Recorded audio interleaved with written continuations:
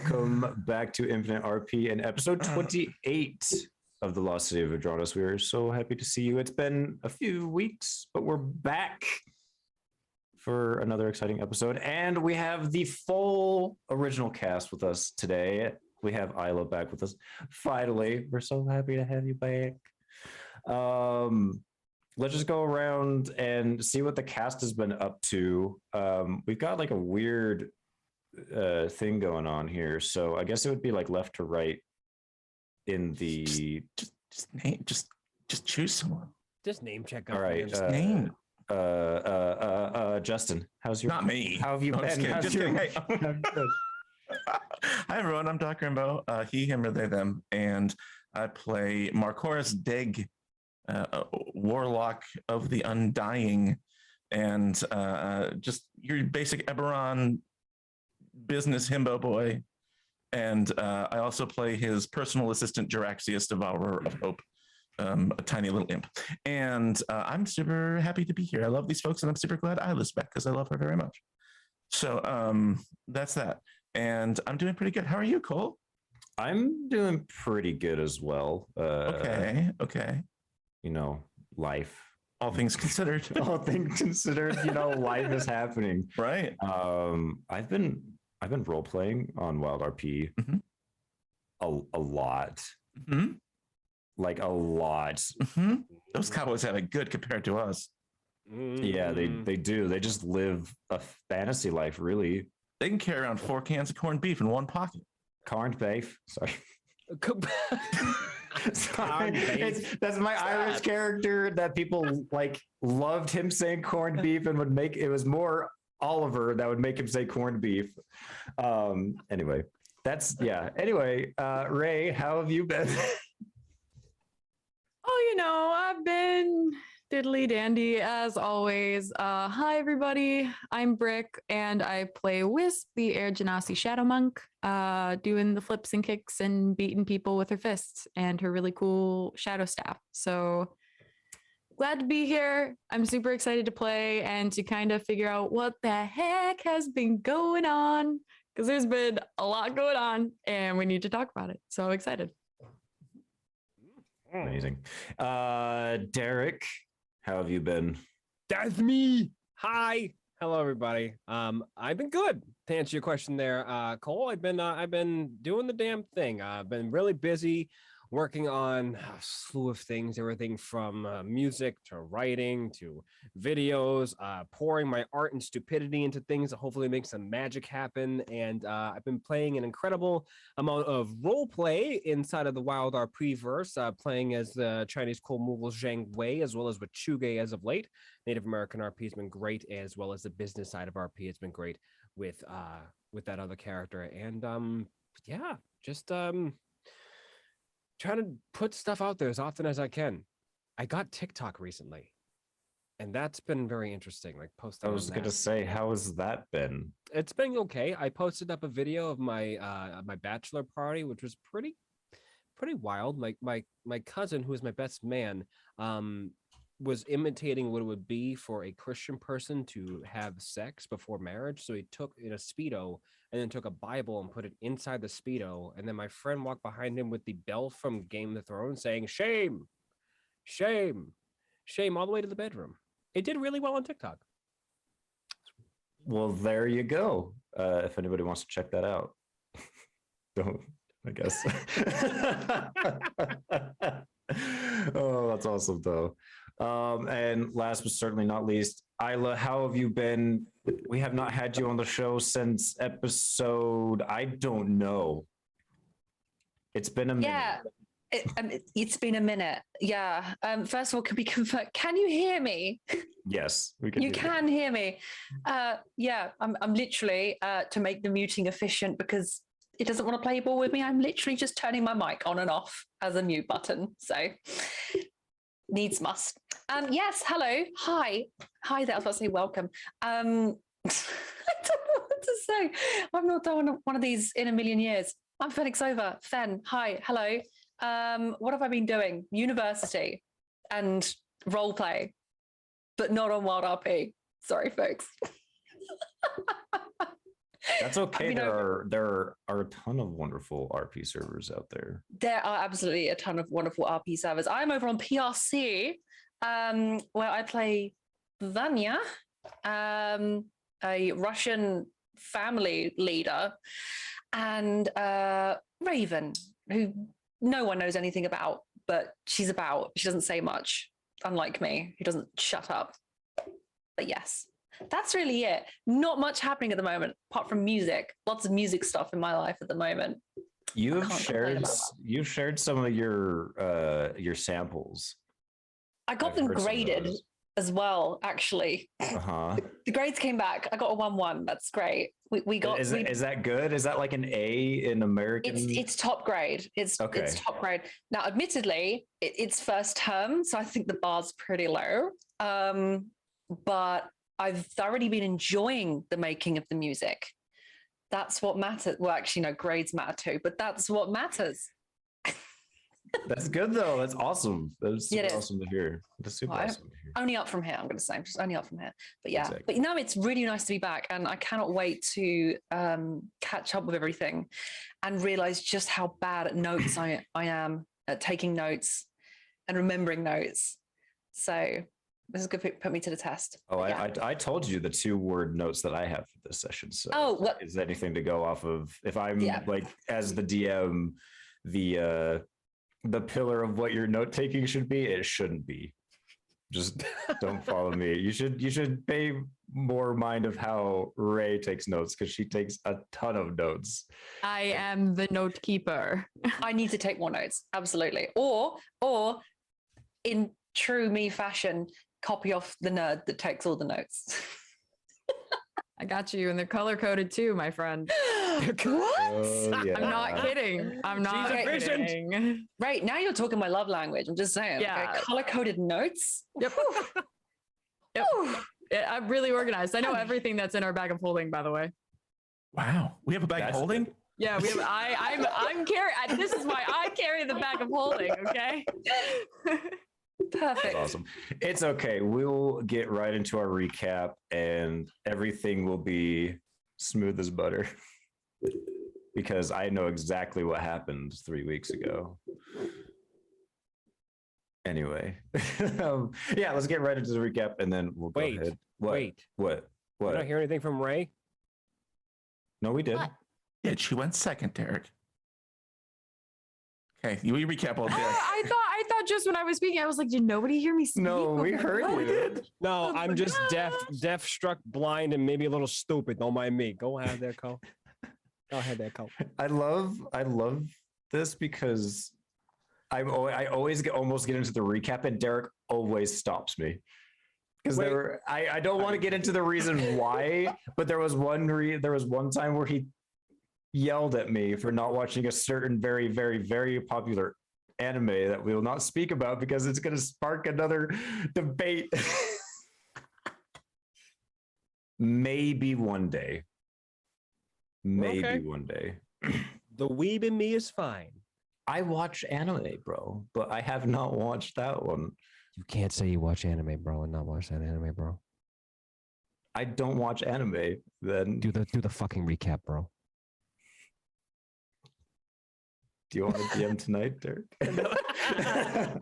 Why don't you take it away? But yeah, anyway, so last we left off, you guys had come into the Hanging Gardens, which is a section of the city that appears to have been submerged in deep within the city, causing some sort of collapse, where a lot of the flora and fauna seems to flourish here. You guys traveled through and came across a woman known as Lady Lure, someone who had been seeking out for quite some time to find a cure for the ailments that you have accrued throughout your journey in Vedranis. You convinced her to help you, though she also needed help in herself with a few things, and had a acquaintance that she knew that could help with this. That acquaintance turned out to be none other than the former Count of Barovia Strahd von Zarovich, who somehow made his way to Vedranis, in which he explained that the city of Vedranis appeared on top of Barovia, destroying it, and he was able to meander into the city as he was away for some time, and then the city disappeared yet again, and he was trapped. You reached a bargain with Strahd that if you were able to clear out this specific area of the Hanging Gardens, that he would procure the final components for a potion or a tea that would be created that Lady Lore has told you will cure those ailments. You traveled to this area,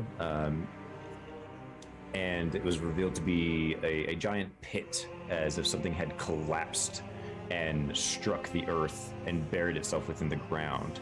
As you made your way down, you learned and discovered that it was a warp stone, one of the largest that you've ever seen. And not only that, it was shaped as a giant fist.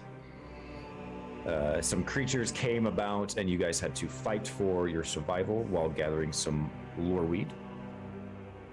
And then after the combat, you were introduced to a giant warforged, which Marcoris and Lore knew and know from their homeworld of Eberron.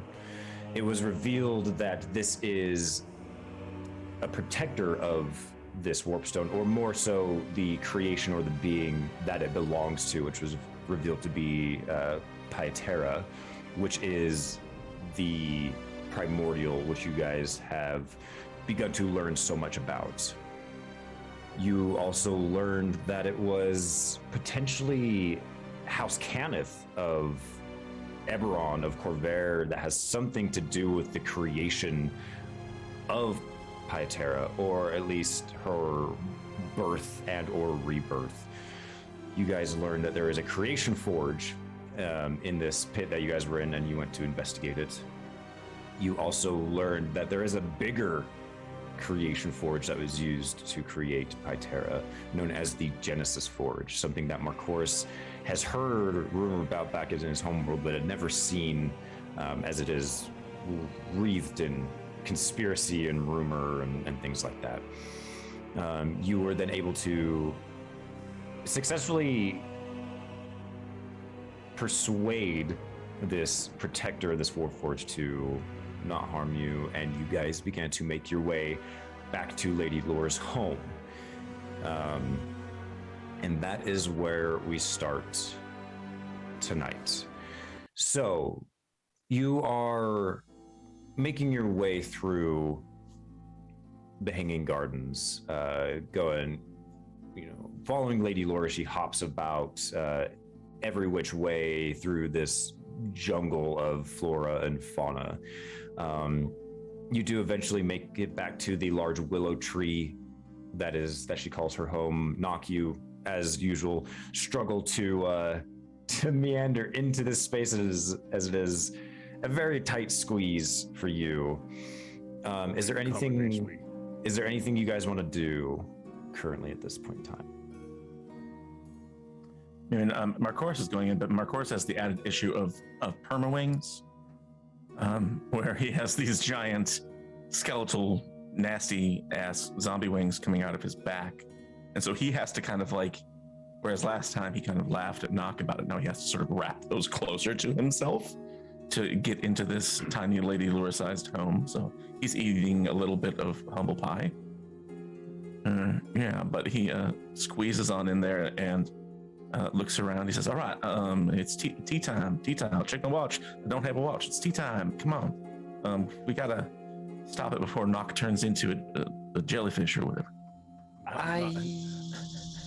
Lady Lore kind of stands there like, I can, Yes, I can make the tea, but I Here. have everything I need. We need diamond. Yeah. Knock. I can go get it. It's fine. You can stay here and I'll run and go grab it. It's perfectly fine. Okay, all right. Thank you. Yeah, stay here. Make yourselves comfortable. Okay.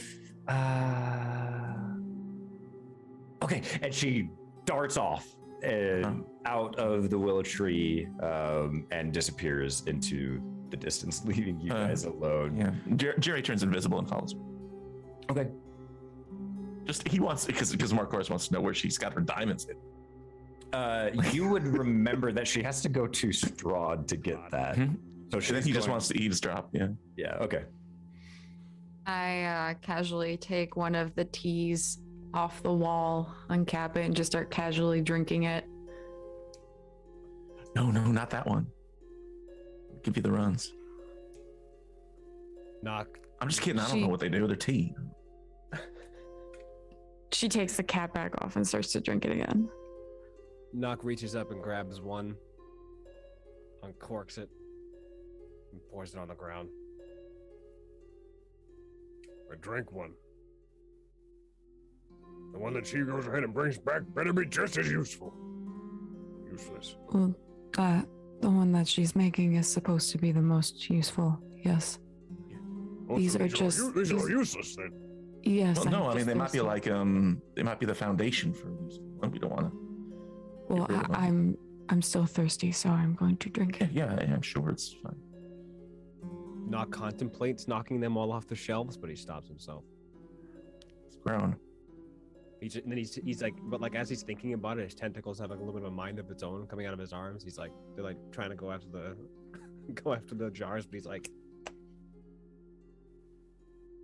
hugging himself very tightly.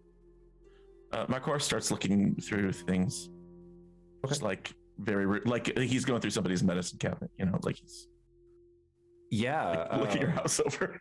Yeah. Go ahead and make an investigation check for me. Oh yeah, sure, that's no problem. Investigation. 5. 5. All you see is tea and lure weed as you're digging around. You find them in the strangest nooks and crannies, like little hidey holes. Like you're like, oh, this looks like something cool. And you reach I in find and like a it's all safe. tea. I spent 20 minutes cracking the safe, and I open it up. It's just another jar. Yeah. Exactly. Man, you're not finding anything. Maybe to Lady Lore, this is very exciting because tea, right? Lore weed, lore tea. But for Marcoris, unfortunately, the thing as you're sitting there, Marcoris, you hear the familiar sound of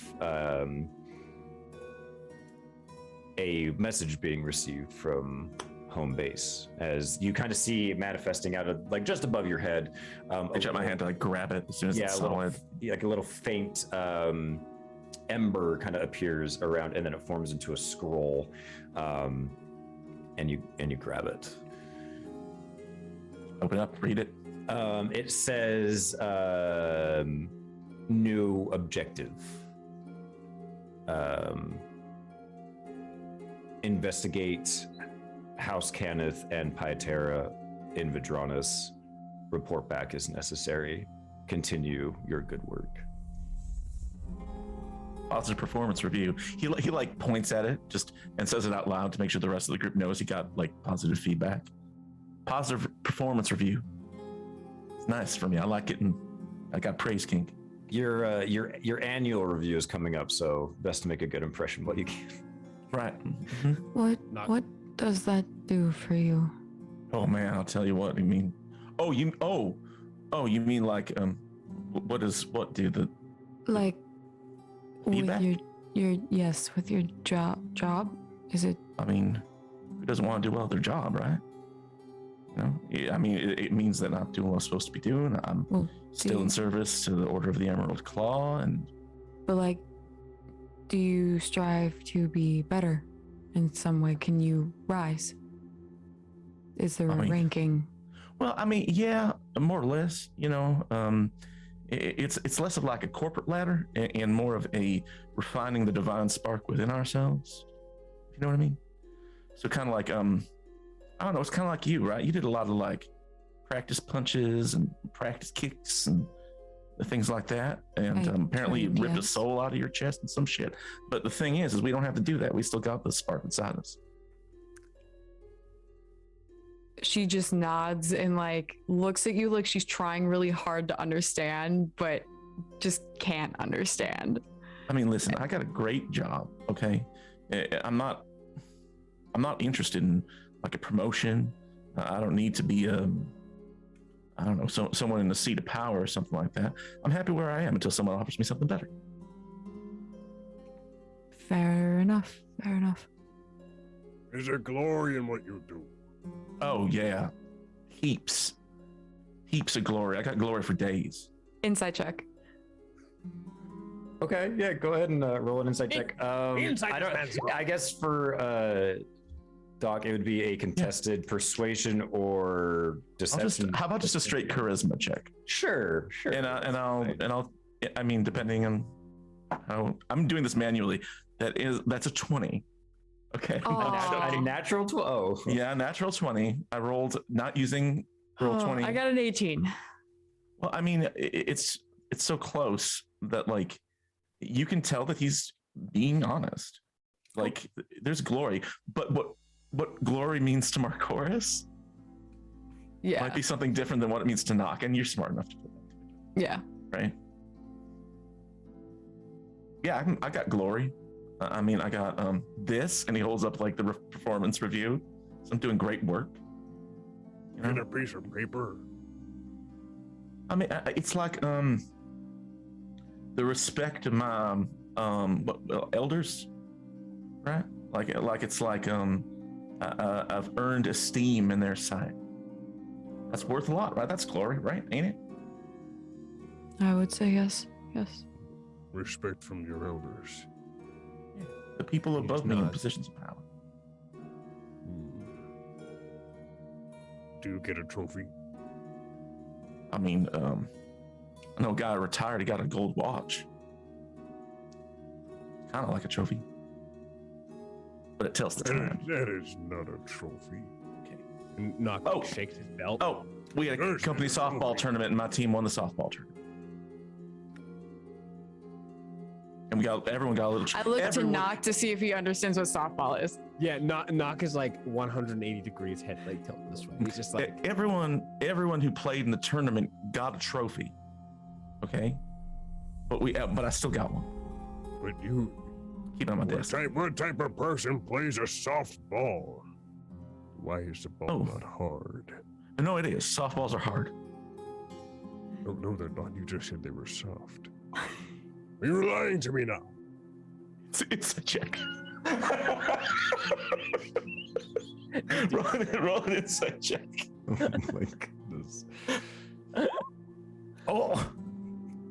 22. He's telling you the truth. Softballs are hard. What could this mean? Your world has come undone. Reality crumbles about you.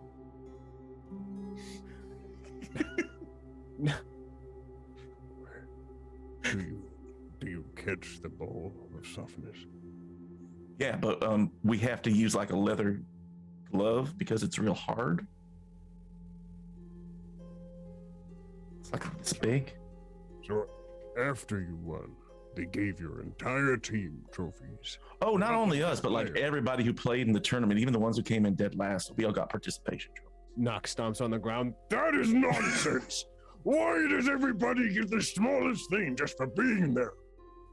Because being there is like it's important. Like that's the point, is to like grow in community and teamwork, and so we could lift up Lady Ilmero to a position of power over everyone. You and your fancy fabrics and your soft balls and your loose leaf paper of glory. This is nonsense. Where are you even from? Ron, I've told you this. It's Everyone. Okay, you know how lure came from a different, remember we talked about the plates? Do you remember the conversation about the plates? Your remote spheres. I'm from one. I'm a plate called Eberron. Lure's from there too. that big glowy-eyed Knox like robot really thing is from bewildered there. at the word of plate. He's like, You came from a dish. Damn it, I can't. Wisp. Metaphor. Remember story? We were saying the. No, I've never planes, met a like, four. I've wait. met five. I didn't realize Nog was becoming Drax. Very, very slow. They're fusing. I love it. Yeah, you know what? I came Wisp from- takes out a parchment and starts drawing what like they're talking about. She starts drawing like these little Visual aids. circles of visual aid for how to explain the different planes of existence and is pointing to them with her quill and ink like a teacher as Marcoris tries to and call describe this one, it. and he's like leaning over her. He's like, okay, call this one Barovia, okay, or wherever, Ravenloft. That's where Strahd's from. Okay, the vampire guy we met, and I'm from here. And then we're currently in Vedranis, which we think. Hold on, let me check my notes. We think Vedranis was also from there, from Eberron, but the robot's from Eberron, and the god was made in Eberron. It's in different parts. And then y'all are from this one, which I don't know what this one is, Forgotten Realms or something like that. And this one down here at the bottom, that's Cleveland.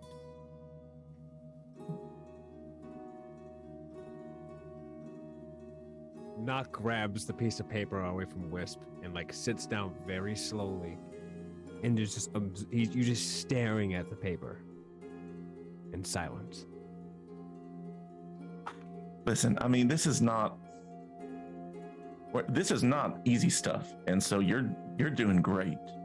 And all you need to know is I'm from somewhere else, and that god came from that same place. And so in order for me to move upward in the esteem of my elders, we need to figure out who that god is, what they're doing here, what they want to accomplish. Well, speaking of Eber, on the paper that I gave you, the date, you said it was not past, but coming? It's in our that's from Eberonian future, right, DM? Yeah, so per when you got to Vedranis, the date that is on that journal would be technically in the future of where you would think you are now on the So unless my inner chronology is all screwy, which it might be, this journal hasn't been written yet.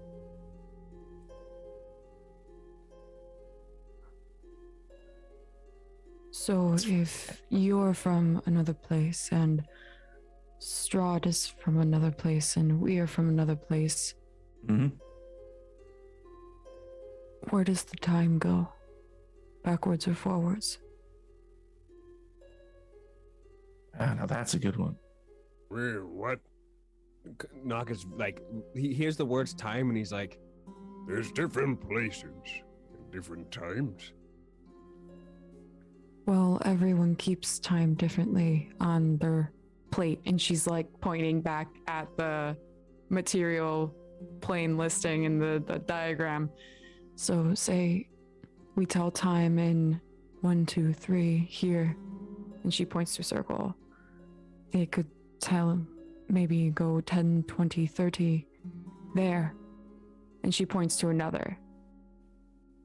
The way they tell time could be different, which maybe could account for that, but I mean, time is time, right? It's like, Yes. we're talking about how people record it and think about it. Might be different in this plate than from this plate. So it's kind of this, and he looks at the paper again, the journal. He's like, this is kind of unreliable. Like, who knows what this means? It's So what plate is your time? this one. He points at the Eberron plate. And It's just Eberron. he looks to Wisp. your plate is the same as my plate. yes. As far as we know. So me and you are eating from the same plate. And I think your friend At the Vodder same was time. on that plate too. Yes, Vodder was on that plate. And as well. Captain Shooty Shooty Bang Bang was on that plate. Yes. You hear Aiden. Okay, and Iden too is from this plate. Thank you, Iden. Good boy. And I toss him a treat. Knock reaches down to his It's like a rat. pulls a little man in the orb. Well, What plane are you from? And points Orb at the- man. Yeah. Oh. exactly. I fell asleep during this whole conversation. What are you talking about? What I'm just plane kidding, I do you can't- eat on?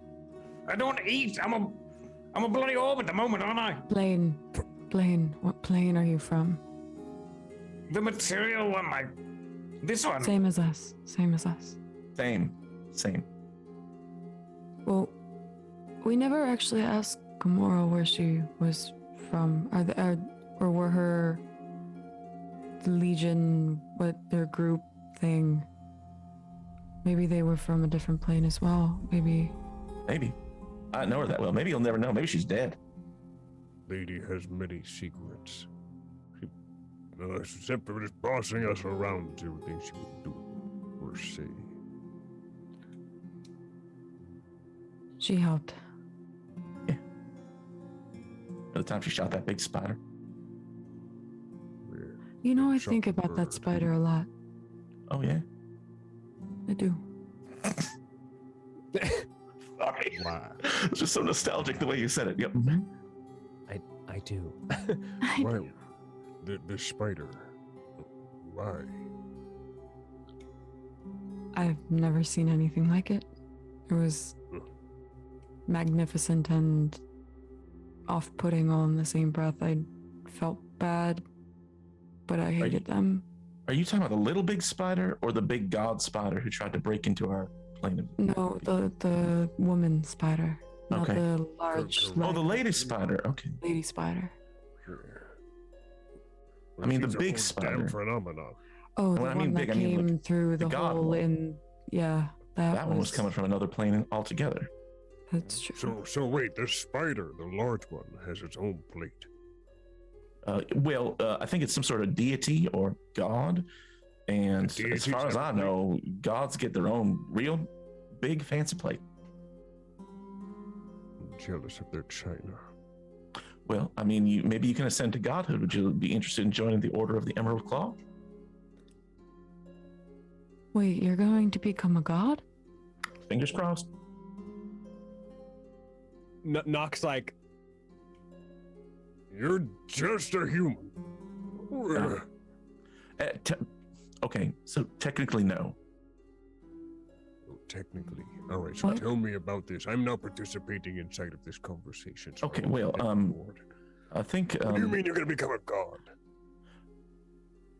Wow. Okay, okay. I'm afraid that if I start on this road, I'm going to break you because we're already talking about plates, and if I'm going to talk about the beliefs that the Order of the Emerald Claw holds about the ascension to godhood and the divine spark within all people that could be reflected, refined and purified and things like that, we're going to be here all night. No. I ordered an entire dinner set. I want my plates, I want my forks, I want my knives and cups. Hey, well, I mean, Speak, God boy. I'm not a god boy, okay? I'm just a person like you. It's just I'm not a human. I'm an Asimar. Some people pronounce it Asimar in some places. I don't think that's correct. I don't know why I just Which I think is news to everyone, by the way. Yeah, that's Yeah, brand. yeah. Wisp has never even heard that term. Neither is Knock. Okay, well, okay, so you know how you remember your friend? Oh shoot, was Kimura an elf or a half elf? I didn't know what that was. Half, Oh, if I'm not mistaken. I'm looking at Isla trying to get some clues. I 'cause I don't know. remember I think either. it's half. I I think think it's it's half. full. I think she's I don't know. she had full pointy ears. Elf. Elf. I know one when I see one. You know how some people can. You know how some people can be like, sometimes a human man and an elf lady that do the chitty chitty bang bang, and then make a little baby, do a little dance, all that. And there's 3 in the family, and it's the magic number, and sometimes that baby comes out and they call it a half elf, so it's got human blood and elf blood commingled. And it can happen with orcs too. It can happen. I mean, assuming anyone can, produce kids that are a combination of those things. SMR are humans who have divine blood of angels in their history. So, as you can see, I'm not just a pretty face. It's genetic. But those are no angel wings. No. Well, I mean, they're wings. These aren't mine. These are from the. I think it's really quiet. And he says, over to Wisp. She makes eye contact back, almost kind of with the look of like, what are you thinking? I mean, these are mine are much nicer. They don't look anything like this. These are just from the warpstone sickness. So can't. The Godstone gave you wings, but they're not your angel wings. They don't look not as. I mean, they don't. I take care of my wings. Okay, these look like. But you've never shown us your wings before. How do we know? I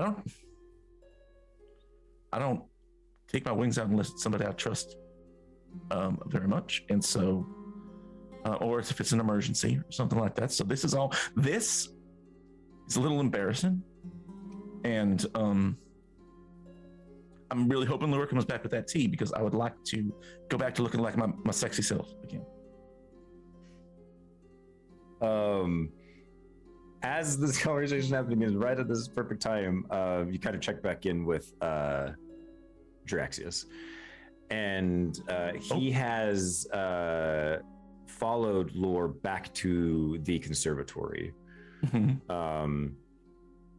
The doors are open as Lady Lore walks in, very gingerly, very nervous, like she's kind of wringing her hands together, and you can kind of see her go, like kind of pump herself up, and she takes like a big stride inwards. Can I add something here? Please. Which is that Marcoris is so distracted by this conversation about his wings and his embarrassment and stuff like that he kind of stops bossing Jerry around. And so while this is happening and she walks in, Jerry appears out of nowhere and stands right next to her in like full view and ready to address Strahd, his friend. Okay. So he's not hiding anymore. He's just there. There's a moment where you almost think like Lady Laura will jump and make her. She's like, "Oh, hi. Hello, small human. I'm here to assist you in the negotiations with the powerful Lord Strahd."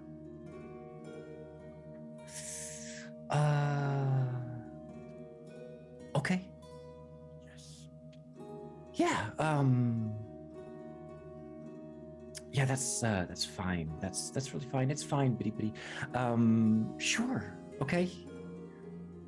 I will let you do the talking, but I will be here for moral support. Like marches I in. could always use more moral support. Thank you. Yes, I have great morals. Kill someone before they kill you. Drink the blood of your enemies. That's a little. It depends on who you ask, I think. But sure. Okay. Yes, truth is relative. Good. Let's go. Okay. Okay. And yeah, she walks in. It doesn't take Jerry or Lure long to find Strahd, as he is hard at work at his at the table. And before they even, get really close to him, he calls out, as he is wont to do, says, "I see you have made it back. I have what you asked for. Where are your compatriots, if you don't mind me asking?" And Lore says, "I should have brought you guys along here so I didn't have to have a one-way conversation with myself." But she says, You just summarize it. yeah, essentially what happens, I guess, is I guess I can do that.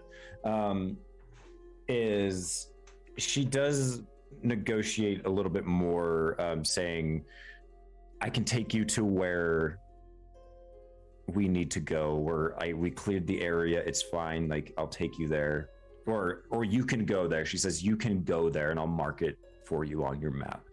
And this whole time Strahd is holding this large diamond in his hand, kind of twirling it around in his hand, and there's a moment where he looks at her and he says, do you remember what I said to you when we last spoke? That if you were to double cross me, that I would make you spend an eternity serving me.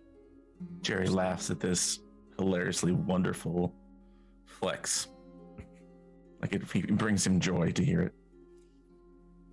Lore looks at Jaxus and she says, that's not nice. He has outsmarted you. No, I do remember. And you don't have anything to worry about. I'll show you on your map where you can go to find it, and it's all yours. And you can see that she's a little nervous when she says this. And there's a long look as Strahd rolls an insight check. And he looks at her and smiles, and he says, very well. But you are not going to mark it on my map. You are going to take me there. We will go there together when all is said and done. And then he looks at the diamond in his hand, and then with grace almost, he crunches and destroys the diamond with his bare hand and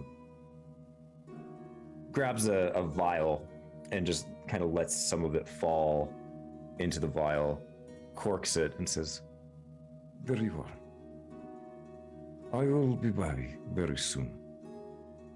And together you and I will go to this place.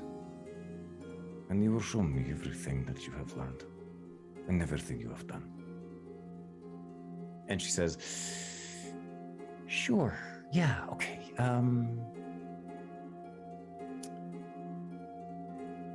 Yeah. And she says, that means I can go? He says, yes, you may. Thank you for everything. She nods and runs out. Jerry's still standing there. Jerry looks up at Strahd and says, You have incredible forearm strength. You must do many exercises. I'm in great awe and wonder at this. Someday when I am in charge of my armies once again, we will fight alongside each other, and then one will kill the other. And he turns and he walks out. I very much look forward to that day, he says as Jiraxius leaves. And then there's a moment where Lore and Jerry have left, and Strahd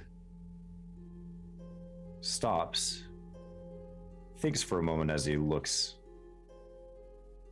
and then turns into mist and begins to fly somewhere out of the conservatory. It is not long after this moment that we return to you. And all of a sudden, I need all three of you to make a perception check. Big vampire boy is big and scary. You muted there, Mark.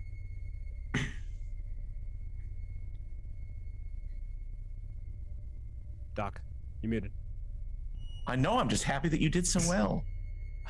I'm celebrating your perception roll. Oh, I didn't even see the rolls for a second. Knock. Yeah. Knock is dialed in on the plates. Yeah, just Circles. So fucking focused. all There's- senses. Cornbread enhanced. over here. As you are having this conversation, your ears perk up the noise of a, and then as something seems to land on the ground, there's a Not slight racist. snapping of a twig somewhere off outside the tree. Knock raises his head and stands up really fast and turns towards the sound.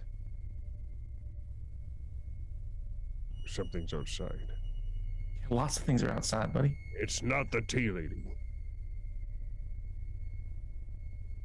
Gets up, goes over the. Is there a window? Or is this all like a Winnie the Pooh type? Yeah, it's like a yes, it is. Okay, It is alright. that. There's no. Are we in Rabbit's Hole? Yeah. There are there's the different like tunnels that Lore has dug that you can make your way in and out of these out of the tree, and then there's like one kind of large opening. It's not a door per se, but it's a bunch of lore weed hanging that kind of blocks view from in or out. Marcoris is going to head over. You said there's a hanging? Yes, Is it a- there's like Is it a vines of beaded lore curtain? weed. Oh, It's, okay. it kind of, it's like lore weed that has been draped across whatever entrance. you Okay. can- yeah. Marcoris is going to enact detect magic. Okay. Just sort of kick on his detect magic, and he's going to just go and look and sort of peek through the vines. Anything As coming from the you- tunnel? Yeah, your senses begin to kind of tingle as you do sense a magical aura in the vicinity. Though as you look out, go ahead and make a perception check. Would we have gotten a long rest from You the guys fight? have not yet. Not yet. Okay, I just No, wanna make sure. not yet. That is a dirty one. Oh, good. I'm just doing all my rolls in the box. I'll set up a roll cam. Actual dice. You don't see anyone. You don't see any figures or anything like that. All you see is just kind of the just the flora and fauna around you of the swamp. He turns back and he says, probably just kind of residual magic from the kind of in a magic world, you know? I don't see anybody. You still get that sense of magic somewhere nearby, but Yeah, it might be nothing. Wisp will kind of put her inks and things away as everybody's kind of moving and shifting. And I want to kind of crouch and look out the window underneath and see if there's anything I can kind of see. Like Okay. maybe that like non-magical. See if there's anything non-magical I can see. yeah, you can make a perception check as well. 12. You don't see anything. I don't see anything within the tree line. All Are right. you sure you heard something knock? What did it sound like? Worrisome. Knock looks to Wisp at like the face of assurance, but a little bit of frustration. I know a presence and heard something out there. And there was no bird or a twig. I know a bird. Repaint everything for you. There is a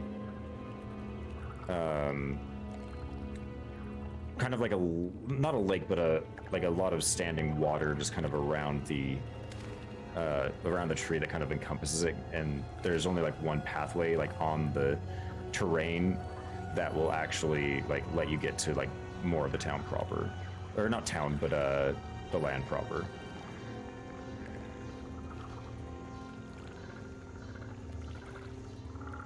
I think the So stream now's a good time to ask, went down. have we lost the stream? I think we lost the Nope, stream. we're back. Oh, are we back? Oh, good. Oh, good. Okay. Okay, perfect. So yeah, Knock, as you are sitting there, kind of taking a look, all of a sudden you feel something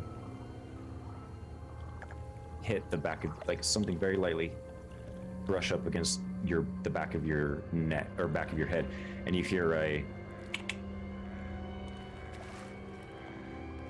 Knock freezes. You know, I would have thought after all this time that you would be a little bit more tactically aware. And I thought that you wouldn't be so goddamn sneaky to go ahead and sneak up on us like this. Where the hell have you been? Here, there, everywhere. But what matters is that I'm here now. And so are you. I'm glad you're still alive. You know, there's a part of me that says the exact same. Because I'm useful, or because you want to tease me? Yeah, no, the other half of me makes me want to go ahead and rip my ears off after hearing your voice, but... He like turns all the way around to meet like to look up at her. Get that goddamn thing on my face. Yona, if you want your ears ripped off, you need only ask. I guess I should ask. So when Nock turns to look at Kimura, what does he see? Is there anything changed about Kimura? Any like way she's dressed or anything, or is she? Or how did she look before? And please describe her again because she hasn't. Yeah. Okay, Kimura is, let me just get my full stat sheet up now of actually what height she is. I know she's one of the shorter ones in the group. I think she's 5'9", which is, doesn't sound short, but compared to the rest of you giants, because you're huge. No, she's a kind of a medium build, 5'9"-ish, kind of mid-tan complexion, with pointy ears and kind of like a plum purple sort of hair that's neatly parted, kind of just a bit past shoulder length sort of thing, but very neatly kept. She seemingly wears some sort of like uniform with like a kind of like an officer's duster coat sort of thing, but it's sort of, it's not so ornate that it looks like dress wear, but it's ornate enough that it looks like it's not just like private stuff, if that makes sense. So it's definitely like officer sort of rank stuff. However, it's definitely more tattered than when you last saw her. I would say it's probably got some tears out of it, maybe like a hole or two sort of thing. And it's definitely a lot dustier, like dirtier sort of thing. She has her usual kind of bandoliers. It's also on her kind of single shoulder pauldron that has her insignia of the Onyx Legion. Is actually not a cut mark, but there's like, imagine a sword hit it and went across it, and it looks like there's a slash mark through the insignia. Symbolism. But yeah, it's that's essentially with that. She looks as stern as she normally is, but she also looks quite tired. A little bit tired, like she's not really stopped. Yeah, I would say that's the gist of it. Yeah. Knock 180s after pushing the gun out of the way. Like it's like a push the gun and like ducks back into the house and opens up the door. And you look, Knox just has like this very unimpressed like look on his face. You're muted there, bud. I throw a tablecloth over Knock. Get him! Oh, it's you. Never mind. Stop treating me like a damn plate. And tosses a cloth, throws it to the ground. He looks at Wisp and says, It's a minor annoyance outside. and he like walks back over to the plate. He does diagram, like, sits yeah, back she down. does one of those like, okay. And goes to stand up and goes outside. Or is I follow. I'm gonna follow Wisp. I was just gonna say, or is she coming inside at that point? Does Kimura stay outside? she's gonna watch. She's gonna do what she usually does, even though she already kind of looked. She's gonna do a survey of the area around, just with her head, and then she's gonna wait for Nock to go in, and then she's probably just gonna follow in, as if it's completely casual. It's not like a big entrance. It's literally just as if she was just there anyway. Oh, hey, it's her. We were just talking about you. You guys remember? I did think my ears were burning. Remember her? I do. Do you? Yeah, Captain. The Captain. The captain. Gamora. Gamora, that's it. No, Gamora. Okay, I know. Was I really gone that long? Come on. I mean, I met a lot of people, okay? Aiden's tail starts wagging as he comes up to Gamora. It kind of jumps up and like looks at you.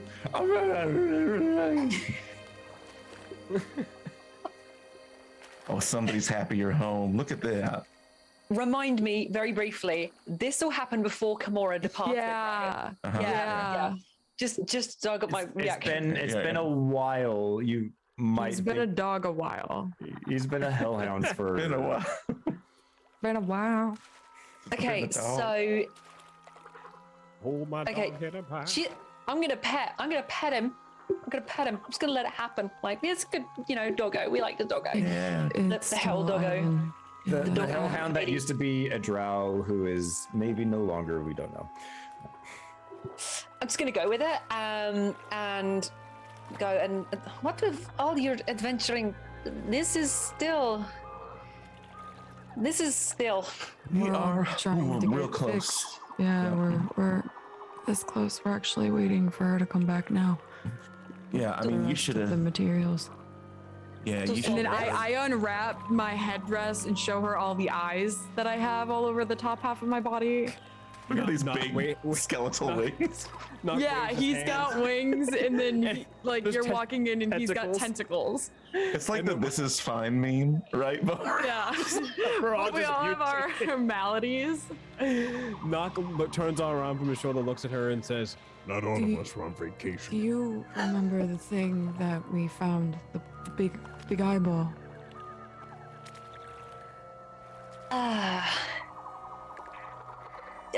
Yes. Yeah. Yes. Yes. That's what we found out is a warp stone, and apparently it causes warp disease, and we all have warp disease. And it's part of a god named Pitera and Partera, that was Partera, created in his world. Eberron. And also we met a little woman. Well, she's a Kalashtar, and her name is Lure. And there's a vampire, and Jerry's gonna be real happy to see. A lot has happened. It would seem so. So, did anything good happen? In a way, yes. I mean, we yeah. Had, we had more. Oh, we had a funeral. We did. We had a funeral for Vader. Good. Good. What else happened? We fought a giant robot. Yeah. We sowed dissent within the Chirurgeon order.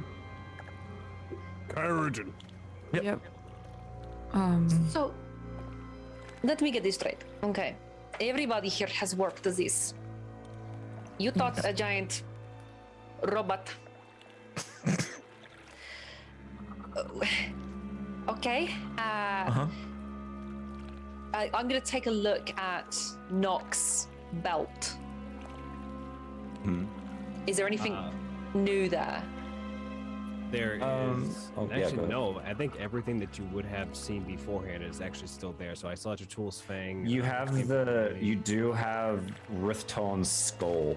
Oh yeah. Ooh, yeah, that's the only thing that's new. So on the front of Nock is this giant demonic skull from the creature that we would A have. goat demon thing. Goat demon. Like a goat It makes demon a skull. great crotch ornament. You feel me? And now that you're if I back, notice, if I notice that she's like looking at his belt, I'll say, we fought that at the church where we had Vader's funeral. And we got you a present. And he reaches into the bag of holding and pulls out the Lord of the Flies pike. We don't have that. Oh, did we get rid of it? We gave it to Lore. Oh, that's right. Because Lore wanted it. probably It's in the corner. here. It's in Oh the yeah, corner. it's probably in the corner. So turn just- around and just grab it out of the corner. Just hear flies. That's what sends it off. You're like, we got you. So Marcoris grabs this pike on the front of which, the head top of which, is a pig's head, With a third which eye. is animate, and the eyes are moving around. Yeah, so what you see is this metal pike with a like a spearhead on it, and it looks like this hog has been impaled on it, but it has multiple eyes, kind of like Wisp has multiple eyes at the moment, but the eyes are still darting every which way, and there's still blood dripping from the open wound of the severed neck. We haven't named him yet. So who waves this in my face? Me. Of course. No thanks. I've I eaten. can't, but no, I can't use it. I'm not trained in gross. Use it. What do we use it? It's a head on a weapon. bike. Oh, it does shit. Well, It actually does something. I'm not. I like can't use what? it. I forget. You forget. You forget what the head on a pike does. Yeah, I've got other stuff, dude. I'm the magic guy. Does it do magic? Not like the kind that I want to do. Don't remember. I gotta look. Oh shoot! I gotta look at Lord of the Flies. Oh, here it is. Okay, here I go. Here we go. And I think we know all this, right? Yeah. The wielder yeah. attuned to it gains advantage on perception checks, and if you succeed, the pike. If you succeed on the perception check, the pike lets out a piercing squeal that can be heard from 2 miles. And there's an additional feature which you have to roll to get. It's like a So- randomized extra feature. So hold on. Yay. If you succeed, it squeals. Yeah. If you succeed on a perception Yeah. check, it lets out like a thing that can squeal that can be heard from 2 miles around. It's like So- a blood curdling squeal. Maybe we'll just leave it here. So, Which, speaking of Kimura, this strikes you as very familiar, as you have actually heard this squeal before, very long ago in your perception checks when you guys were first getting into the old Croak Market. You were hearing Yes! squeals, and this is actually what it was. That's hilarious. but would I know it was exactly that until I hear the squeal again? I mean, I could just make the thing squeal. Yeah. That's a weird phrase, but like, Make it squeal. I can make it squeal, scream like girl. a I can scarlet make it pig. squeal. Come here, lady. and Make it Take that thing. You got a purr in mouth. Scarlet pig for now. You go. Tenacious D for you, baby. I think Cole's dead. We broke him. We broke him. Hold on, we might need to go to break. Cole's dead now. no, I'm good. I'm good. Cole, can you make me squeal? Oh, he's dead again. Sorry. Anyways, I'll just leave it here if you want. Puts it back in the corner, leads it against Some the sort wall. of weird diseased meat popsicle. Yeah. Welcome back. What the meat So popsicle? what you're saying is this thing, which is a head on a bike with flies around it, it squeals very loud. Yeah. Yeah. It's not the Well- most. You seem really tactical, around from what little I know of you, so maybe this will help even it out because it's a very bad tactical. Well, you know what? You give it to Nock, he can run towards the enemy whilst it squeals, and we will be back to square one without tactics, will we not? I guess. Or we can just leave it with Lure and. Oh, so this lady Although- Lure is making tea for us that's supposed to heal our flibbity flobbities. And she No, should be wait. back any moment. Okay. I see a practical use for this. Mm-hmm. We should take it. Oh, okay. I'm not putting it in the bag of holding.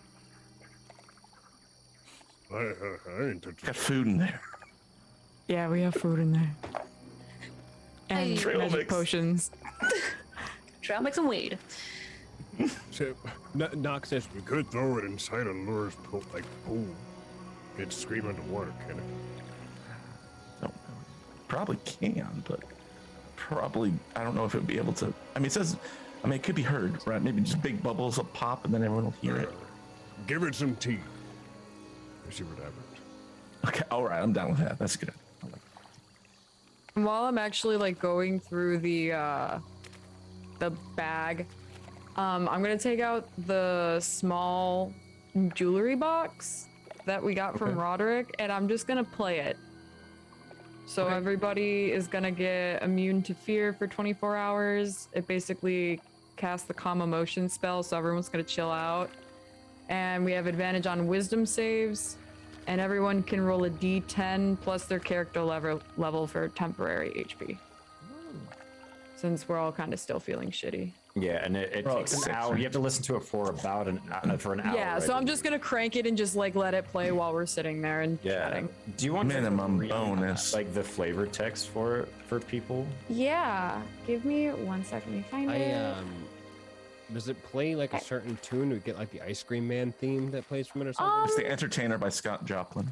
Yeah, I imagine it's just some like pretty tune, some It's- casual. It's different for every person. Oh, It nice. is it is a calming, nostalgic song that's is specific to each person.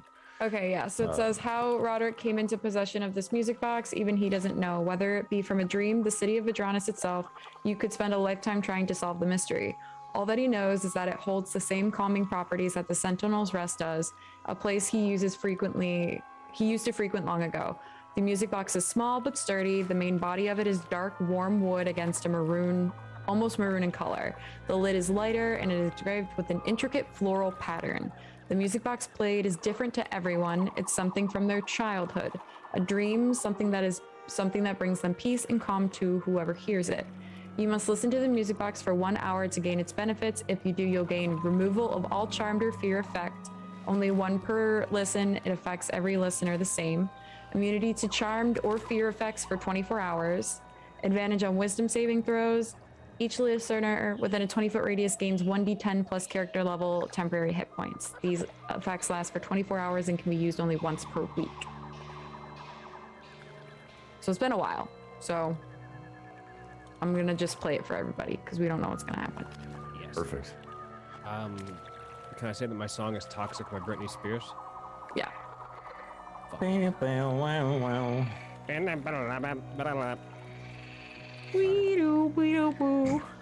to hear My that name in is the music. Knock.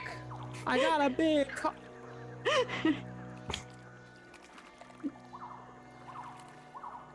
Anyway, Was that a 1d10 plus what? Character level. level. So Plus plus character 6. level. Okay. Yeah. We're all 6, right? Still. Yes. yes. 10. I rolled a 1, so I get 7 temporary.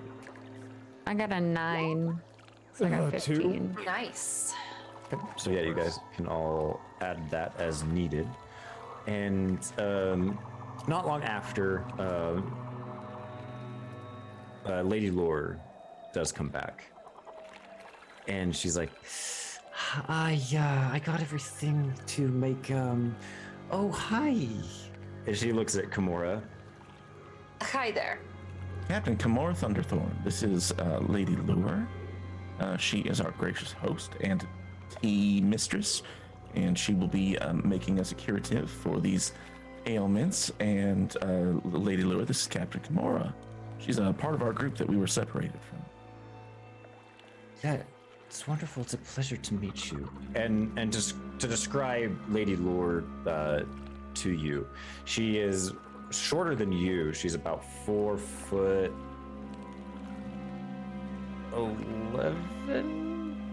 I need to look at her Short. character sheet real quick. He's small. She's small.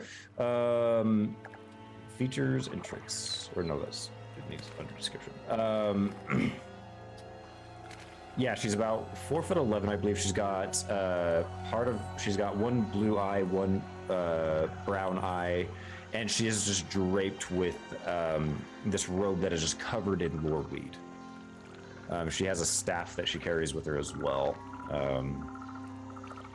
And she kind of looks at you and just says, well, do you need some tea too? I can get you some. It helps. Can't hurt. It helps with what? Pardon? What does it help with? Yeah. And yeah, I'm gesturing to like my eyeballs. It protects you against the bad things. Is it a preventative or a cure? Preventative, but I have everything I need. And she shows you the little vial to make a cure for them. Okay. I'll have something. Sure. Okay, let me get you a fresh. Can we get some? Can we get some in a bowl for the dog? For Iden? Oh, yes, of course, yes. Okay. I completely forgot that they were around. It's okay, I'll get you a bowl. And she does go about getting some tea for Kimura and Iden. and shortly after, she begins gathering more loreweed from various nooks and crannies along the willow tree. She goes outside for a minute to get some water from the pool. And she begins brewing this specialty, and she uses even some of the loreweed that she got from where the fist, the Pytera's fist was. So some of that tea that you guys gathered during that combat. And she shows you all the vial of dust is what it looks like. It kind of sparkles in the low light.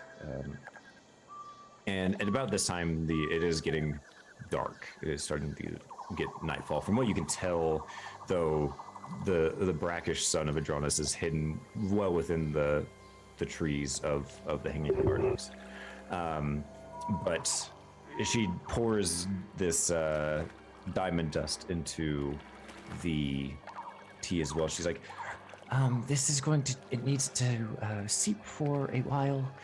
And after that, you should be better. I think. What do you think? It'll work. It'll be fine. Yes, it's gonna be fine. Knock grumbles underneath his breath. Yeah, there's like a look of unsuredness from Wisp for a moment, and then she just kind of like inner softens and just kind of mellows back out, mostly from the calm emotion spell.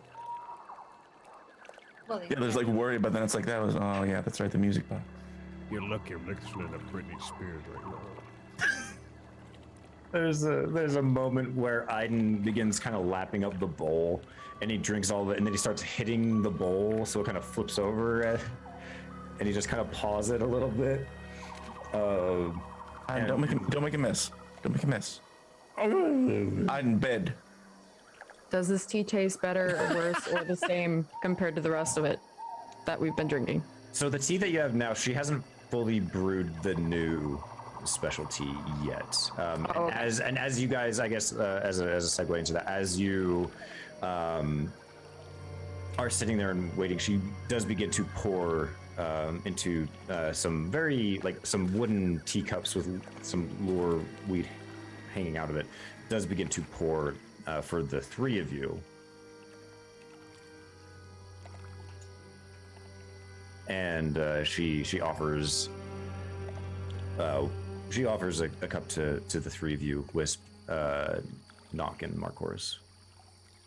I drink that bitch like it's the last grog. Yeah, I sip it casually, but also very precisely to make sure not to waste a drop. I sip it with real good manners. Real good manners. Okay. So you guys begin drinking the tea in your own various ways, and it's warm. It's a little bit more bitter than the other tea was. It doesn't taste better necessarily. And you sit there and wait for a moment. And you wait for a few more moments, a few minutes, a couple more minutes. Do I still have eyeballs on my chest? You still have eyeballs. Marcoris, your wings are still the same, and Nock, you still have tentacles, a big long tongue, and fire that you can control. Nock is a little bit like the spell's working, but the fire starts to billow off of his back, and he looks at Lady Laura and slides the cup towards her again. He says, More. Another round, please. Sure. And she gives you guys another round of tea. I chug that bad bitch too. Yeah. You chug it, wait for a few minutes. Nothing. Oh, I'm gonna spike that fucking music box. You're lucky. I'm gonna play this right. He slides it again, but eyes like big and wide. More.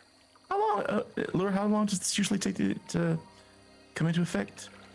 I don't know. I've never done this before. I've never had to make something like this for someone before. How did you know how to do it?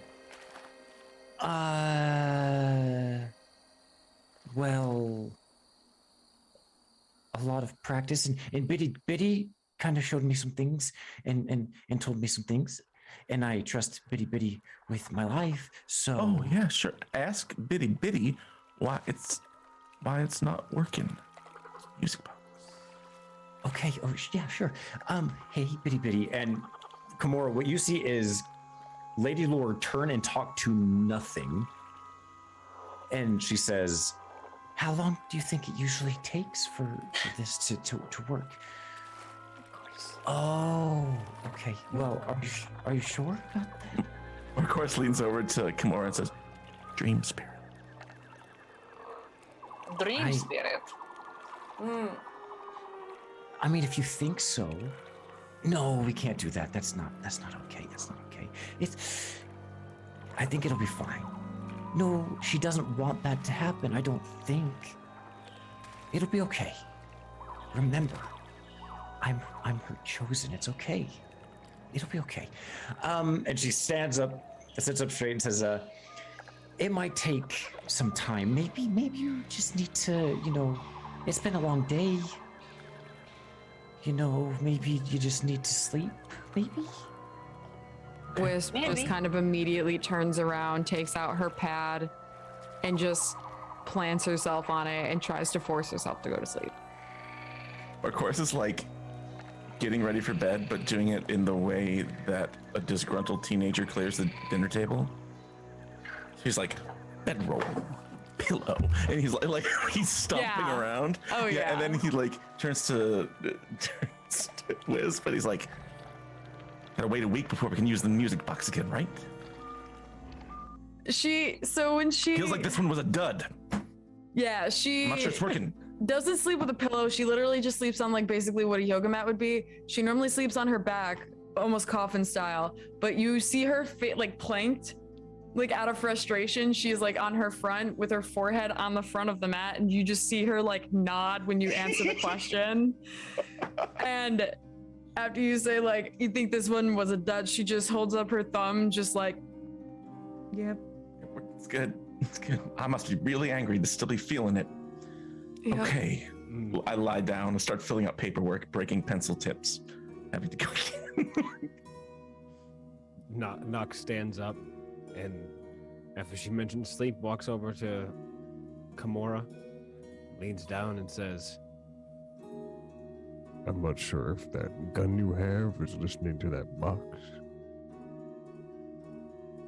and the eye gestures over to I immediately close the box because it's been an hour at this point, and I hug it to myself as I like to my body. Nock is only doing eye movements though. He's like over to Lady Lore. I'm gonna sleep. And he just like drops to his knees, like really heavy, like all the tea inside the place shakes. and he just hits the ground on his shoulder. And None of us are sleeping. Like, all of us are just lying there. You see Nock, all the tentacles start wrapping around Nock like they're hugging him, and he's just like trying to get some sleep. Kamora's going to look around and see everybody literally at the idea of maybe completely resign themselves. Kamora walks over very slowly to Lady Lure and just kind of leans down to her. What do you mean, maybe?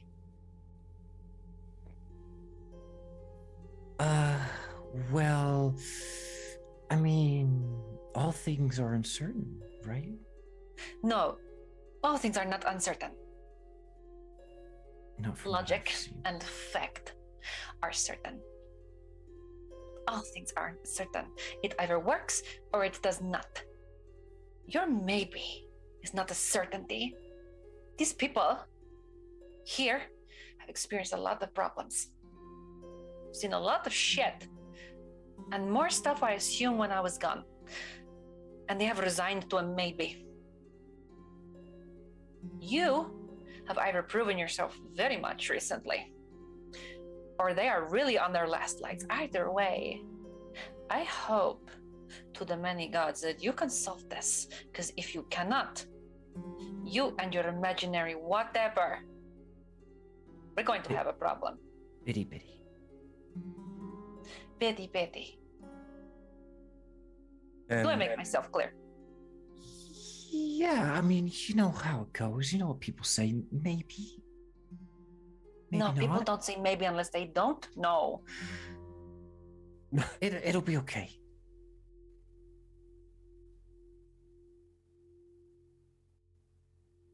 I'll take a chance. And as she turns away, Kimura feels a light weight on her shoulder. And Jerry comes into view out of invisibility and says, I have missed you. Ugh. No, Jerry. Yes. Finally, some leadership. At this time, you also see Aiden go up and kind of snuggle up and try to like put his head under Wisp and try to like cuddle up with Wisp. She she's still like planking basically, and she's got the music box like cuddled in one arm. She just like lifts her head and allows him to like go under her like a yoga pose, and then just like puts it straight back on the dog, just like completely defeated. She's also like extremely tired and worn out from the battle still, so like her body and her mind have just shut down after this like really upsetting conclusion to the day. She allows him to cuddle next to her.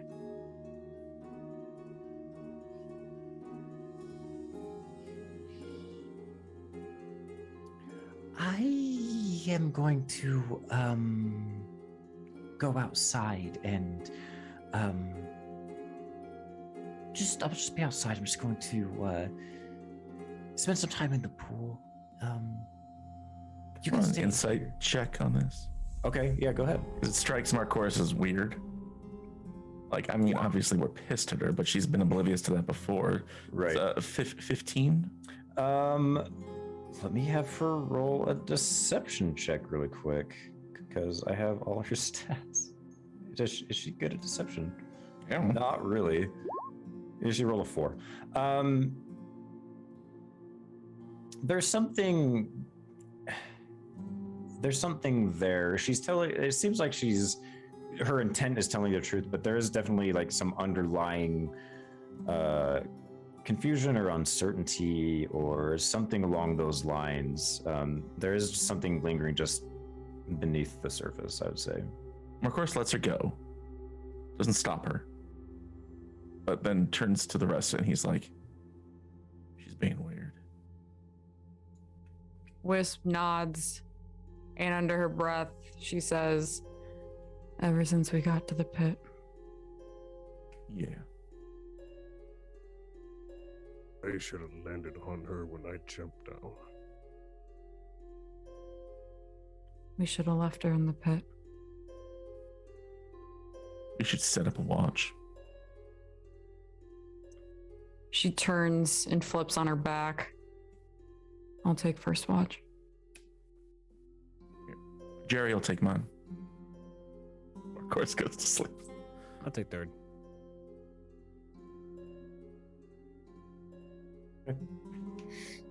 I think that should suffice.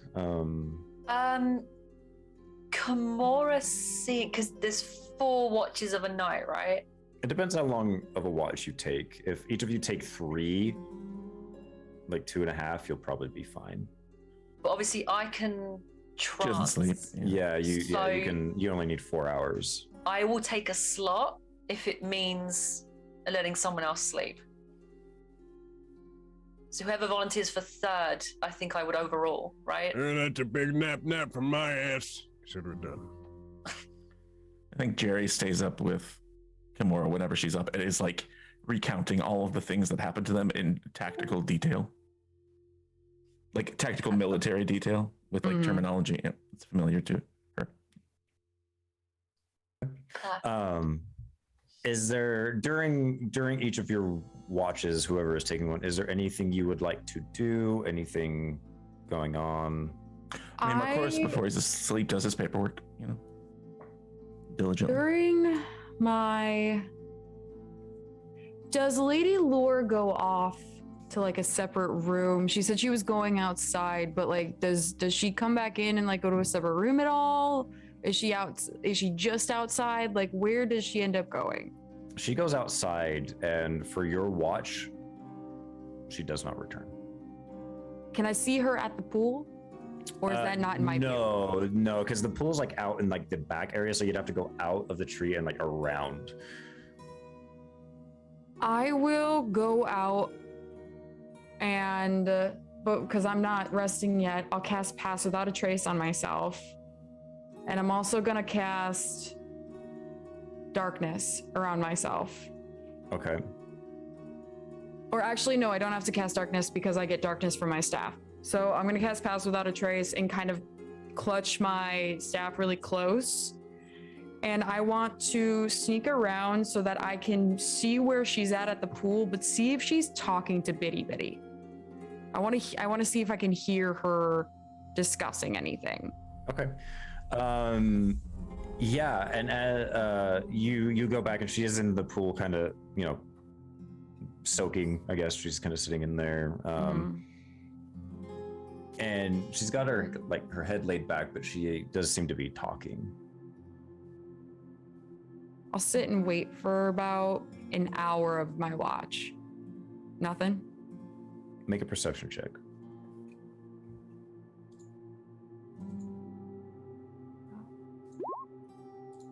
It's a 6. 6. You just hear her every once in a while. Yeah, I know. I understand. It'll be okay. She just kind of like, not offhand comments, but like nothing that you can really piece together of what she's conversing about. But it sounds like she is like actually responding to something or someone. And now I'll go back inside and I'll give the place another once over. I'm looking for religious iconography in any way. Okay. As you begin searching, you're kind of looking through, and you're not seeing anything religious, anything like that. You're not seeing anything religious in at least that you would qualify as religious. I mean, it really is just like a living space with like living things like food and things like that, and lure weed and jars of that tea. The last thing she'll do then is she'll walk 3 paces, and then she's gonna click her heel on the ground. Is there a secret compartment underneath the floor? Not that you can tell as you kind of hit it. There's nothing. Cool. All right, then she'll just cuddle back up, lay her head back on Iden, and just take the rest of her watch and just casually just keep an eye on the place. Know what's going on. She'll hand it off. Okay. Is Jerry doing anything during his watch? Jerry's been talking to Kimura the whole time. Okay. Yeah. Kimura, are you doing anything? Just honestly, just keeping an eye on the area whilst listening to Jerry. I'm listening quite tentatively to Jerry, to be honest. Okay. 'Cause he's giving such remarkable tactical detail. It's like her Right. love language. Right. What is Kimora's passive perception? 1 million. Oh, You'll take okay. my word for that. Yep. You hear the world. Hear the wings of a butterfly. You hear everybody. Passive perception 16. 16. Okay. As throughout Yeah. your watch throughout the night, and again, Lore does come in and out, but she quickly makes some sort of excuse to leave again. But as you are sitting there, like you turn and look at your companions after haven't seen them for the few weeks that it was. You do notice that on Knock, the tentacles on his back begin to shrink. They begin to dissipate. Marcoris's wings that are kind of like folded in a precarious situation begin to change into a more, I don't know what they would actually look like. So right now they're like what, like skeletal in nature? They are like fleshy in nature. Okay, we'll just say that they're not like there's still flesh on them, but the flesh becomes a little bit healthier looking, and just a little bit. Like they don't get feathers all over them. They stay skeletal, and like there is like a dark gray, almost black flesh stretched over them like a gargoyle almost. And but it becomes like where there were tears or holes, now there's not, and where there was like mottled mixtures of gross sickly color, it becomes a little bit less sickly. And it's not a huge difference, so he really kind of oversold it, but it's not a huge difference. And then Wisp, she has eyes around her head and on her body. They also begin to dissipate, and before you know it, the maladies that were plaguing your compatriots are gone. And I think that's a good time for our break. Break. Finally, I don't know how many sessions that Knock mainly had the tongue. Ever. It was a long time. Like first, like 7 sessions? maybe. 8 sessions? Yeah, like at least for 20 sure. sessions I think that you've been dealing with that. So Man, finally, but tongue game's gonna be whack now, man. Shit. yeah, it's gonna be interesting. Thank you everybody for hanging out with us tonight. We love and appreciate you all very much. Thank you for the subs and the gifted subs, as well as the new followers and the new chatters that we've had. We really appreciate you hanging out with us tonight. We will be back in 7 to 10 minutes. We're just going to take a quick break, grab a drink, grab a snack, use the restroom, and we will see you soon. Thank you, everybody. Again, we'll see you in just a minute.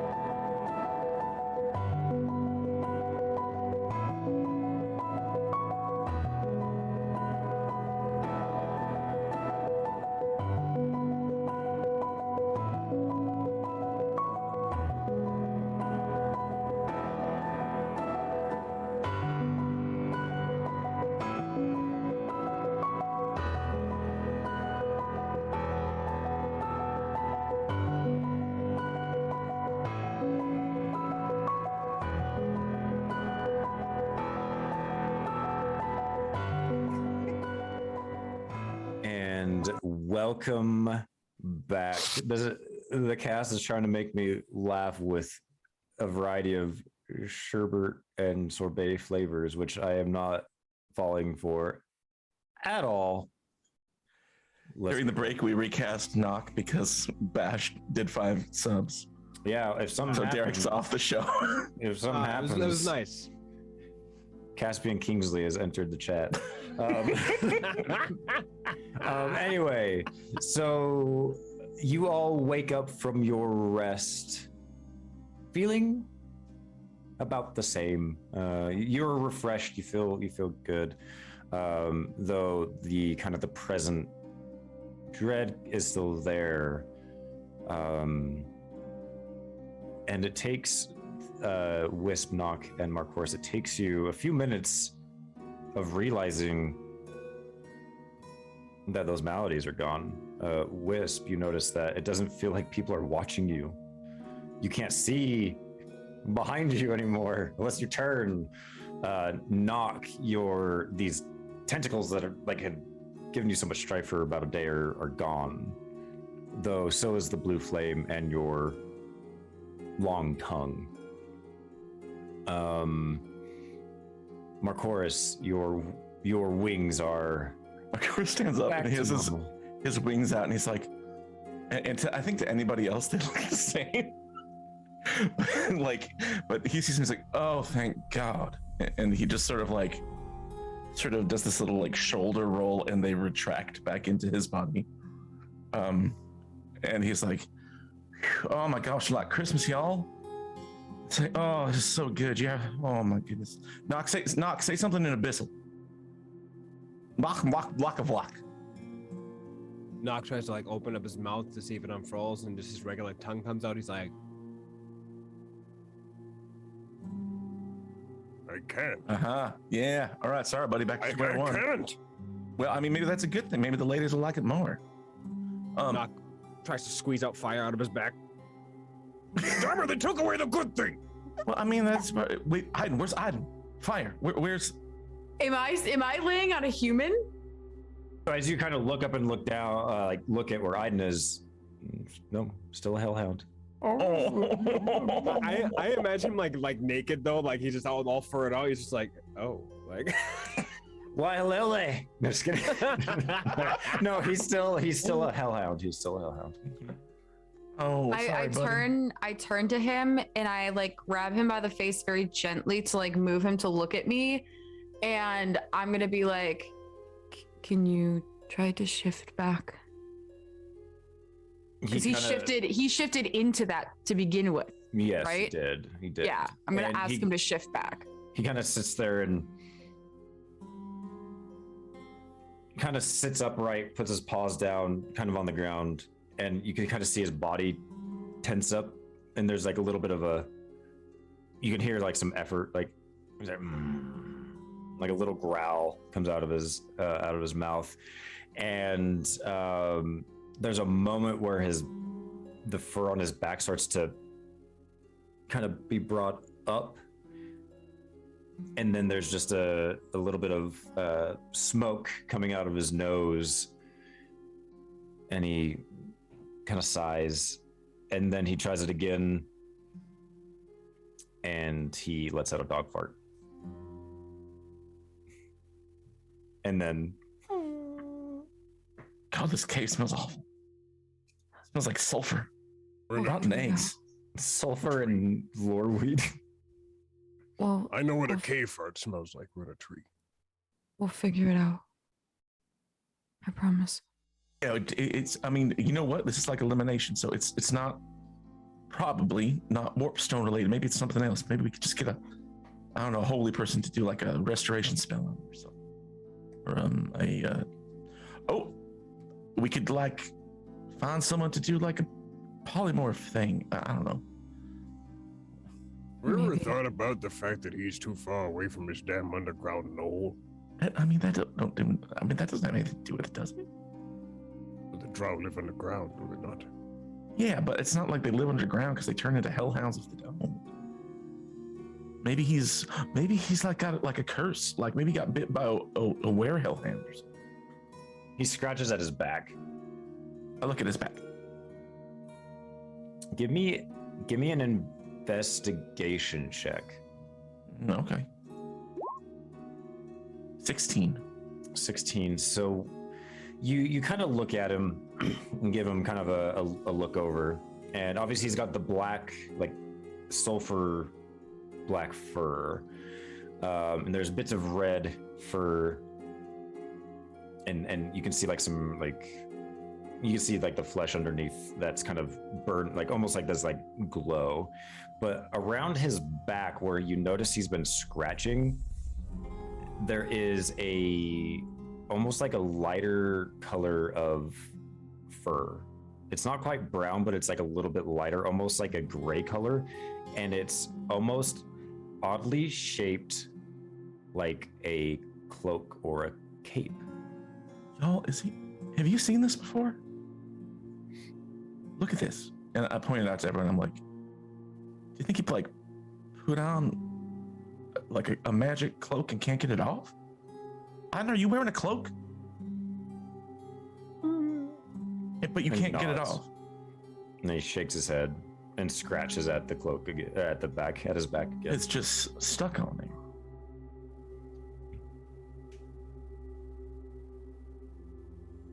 So he would need to switch back and take it off. Yeah, I mean, maybe if we can maybe get like, and Cole, you can tell me how much Marcoris knows here. Like Justin's going, well, maybe this spell or maybe that spell. Mhm. But my initial thoughts is like, okay, maybe like some sort of like anti-magic or dispel magic or something along those lines to nullify the effects of the cloak. Maybe it's a cursed cloak. Go ahead and make an Arcana check. That I will do. Come on. 14. 14.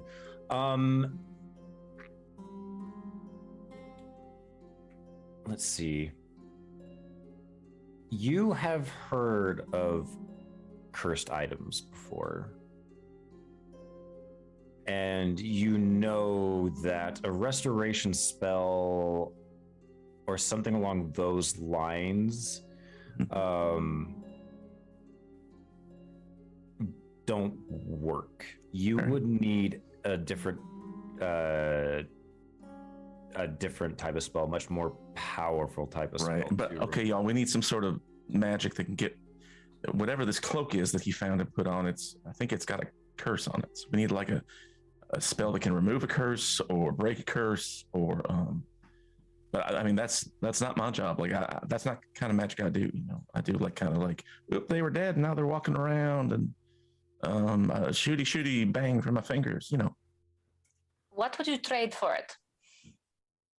But would I trade for it? What do you mean? What would you trade to get hold of that spell?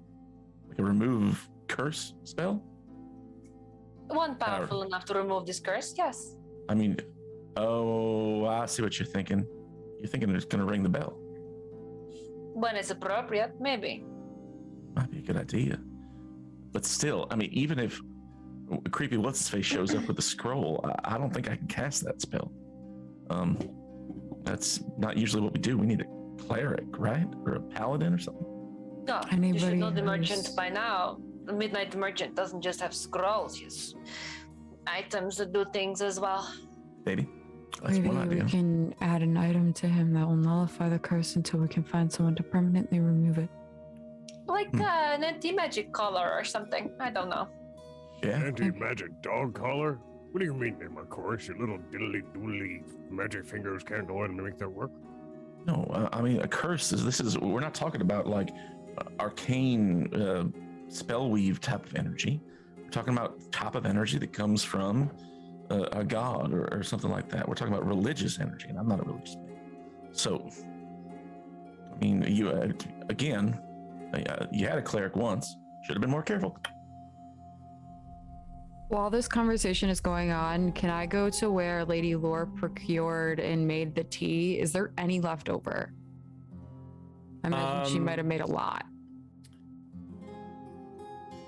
She probably made like a small cauldron full, is what she was able to make with the dust to make it sustainable and powerful enough to heal you. And where you guys took like 2 or 3 cups each. There's very, very little left. It's almost just Whatever is eggs. left, I'm going to take one of the empty vials and pour the remaining amount into that vial and put it in the bag of holding. Okay, it's like a As long as we have just a tiny bit of it. okay, yeah. I think some would refer to it as a dad's amount. A dad's amount? Yeah, you ever heard that term before? No. Yeah, I'm a dad. I've never heard that before. Really? Yeah, Okay. cool. Yeah, I'll elaborate. So it's like if you're using like shampoo or like a Oh. condiment, and there's there's like a little bit left that you can still use, but you throw it away. Okay. That's a dad's amount. All right. So I added a tiny vial of Lore Cure tea to our bag of A holding. dad's amount of Dad's yours. amount. Cool. I'm going to literally put Lore in parentheses Cure. dad's amount. Why'd you put dad's amount on there? Why'd you write dad's amount on the bottle? That doesn't make any sense. It is the amount that we have left. I have heard it is a saying in the lands. Yeah, cryptic metaphor. Just to know Metaphor. how much we have in case of anything. Right. At least we have it. Maybe somebody else can recreate it later, should we need. Oh, yeah, that's a good idea. A dad. Perhaps. Dad who's also a scientist. Cyan dad. Strahd has no children, so don't even think about it. A dadologist. Not yet. Was this Seinfeld music starts playing? Bow, bow, bow, bow, bow. Thank you.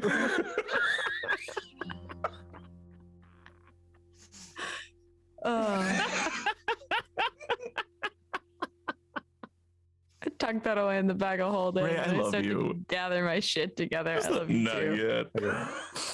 Ray's a walking sitcom. I love it. Lady Lore comes from outside. She's like, "Are you guys? You're better. Oh, that's so good. Yeah, it worked. You, yeah. Bitty knew it would work, and I knew too. Oh, of course. Yeah, I trust Bitty Bitty. Quite a lot. Thank you for everything you've done. Eyes her. What's next for you and Bitty Bitty? Oh well, we have many things to do. Uh-oh. And- Someone's being coy. Well, No, come on, you can What share a little bit. Come on. What was the woman that chose you again? What was her name? You mean Patera? Yes. Yeah, Yeah. Yeah. Does her she chosen, huh? does she talk to you often? Well, yes, and sometimes no. Was this before or after you came to this place? Oh, this was after. Yeah. How do you know it's her? Well, that friend, that big friend said I was her chosen, so of course it's, her. I've heard her voice before. Many times. So you are to go to the forge then? I have some things to do here still. I've got a little bit of a. It doesn't matter. I might go there. Maybe not. I've got some things I need to take care of here first. Well, we will leave you to your machinations. We've got important things. He's like mid-sentence, he realizes he doesn't know where they're going from here, and says, "We've got important things to do as well." And he reaches out and takes Lady Lure's hand and kisses her hand like a gentleman. You're very kind and cute, and thanks. And she kind of is like being a little bit. Thank you for everything, and thank you. And he turns to an empty space in the room, and thank you, Bitty Bitty. I'm assuming it's not anywhere near where Bitty Bitty is. Probably not. we will be on our way. I guess we can figure this out once we get outside, but we have to figure out which direction we're going. Why don't you just ask the walking map? You look like Nock turns, crouches down really low with the Bring sun out the look, orb. and he puts his hand up to Lady Lore. It says, good job. And goes to high five her. She grabs your thumb and shakes it. Yeah. Yeah. Huh? Which way's the way out? Well, anyway, you can go that way and that way. And she starts turning and pointing in a myriad of directions. Well, we'll figure out where we're going to go from here. All right, y'all. So long, Lure. Yeah, take Have fun care. with your god. Yeah, we plan to. Okay, great. And she Terrific. smiles. He sort of like hightails. Come on, Jerry. Jerry follows. Goes out the tunnel. Follow suit. Yeah, is everybody following? Except for Nock. Yeah, He's a Nock big stays boy. behind. Nock Actually, lives you know there what? now. I'll be the last one to leave. Okay. Yeah. If I turn around, wait, Kimura, are you leaving last or no? Well, yeah, I'm gonna side eye the shit out of Law though, as I walk past. That's it. She just kind of gives you like a awkward smile as you do so. So she is in the house still, yeah? Yes. All right, never mind. I walk up. Okay. I do want to walk behind Kimura, and as soon as we clear out the door, I want to speak to her and ask, How much of this forest did you explore before you came here?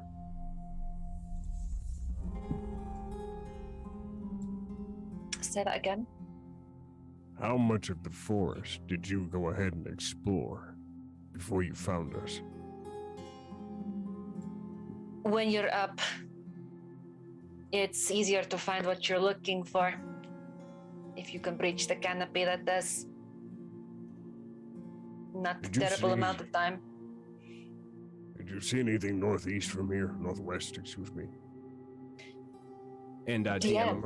I'm referring Yeah. to the map that was shown that Nock had seen. And Nock had paid attention to the 3 circles that were on it, and there was one that where you could see the laboratory, and then there was a few other circles, and we went to one of the other circles. I think that was northeast, but not the one that was northwest. So I wanted Right. to ask her, did she see anything that was northwest at all?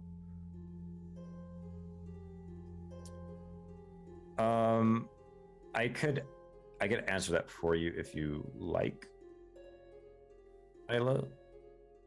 Go for it. Yeah. The trees and like the flora or the fauna is so thick, it's actually hard to see the ground. So you wouldn't. There was only a couple things that you would have seen, and this willow tree is like really the big thing that stuck out to you, and then a conservatory that was kind of in a clearing. Other than that, there was not much to see. I can only really see what is offered in the clearings. The canopy is thick, and the forest is thick, so I can pretty much guarantee you trees. That is it.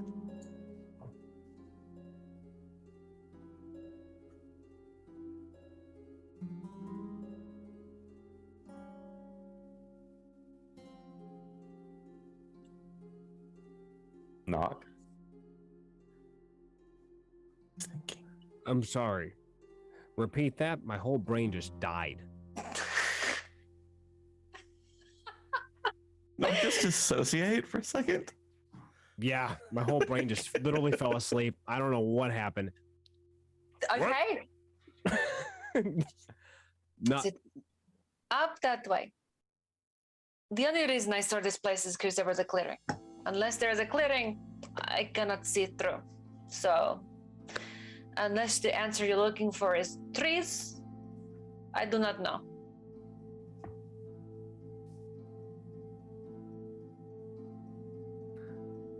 All right. Why do you ask? She had a bunch of circles around the map. I asked her what these meant. I could see the laboratory and a few other things, and one of the circles we went to was the Great Hole that led down to the other giant green gem. But we didn't go over to the northwest. And she was very protective after I asked. She said she wouldn't tell me. Actually, she looked scared.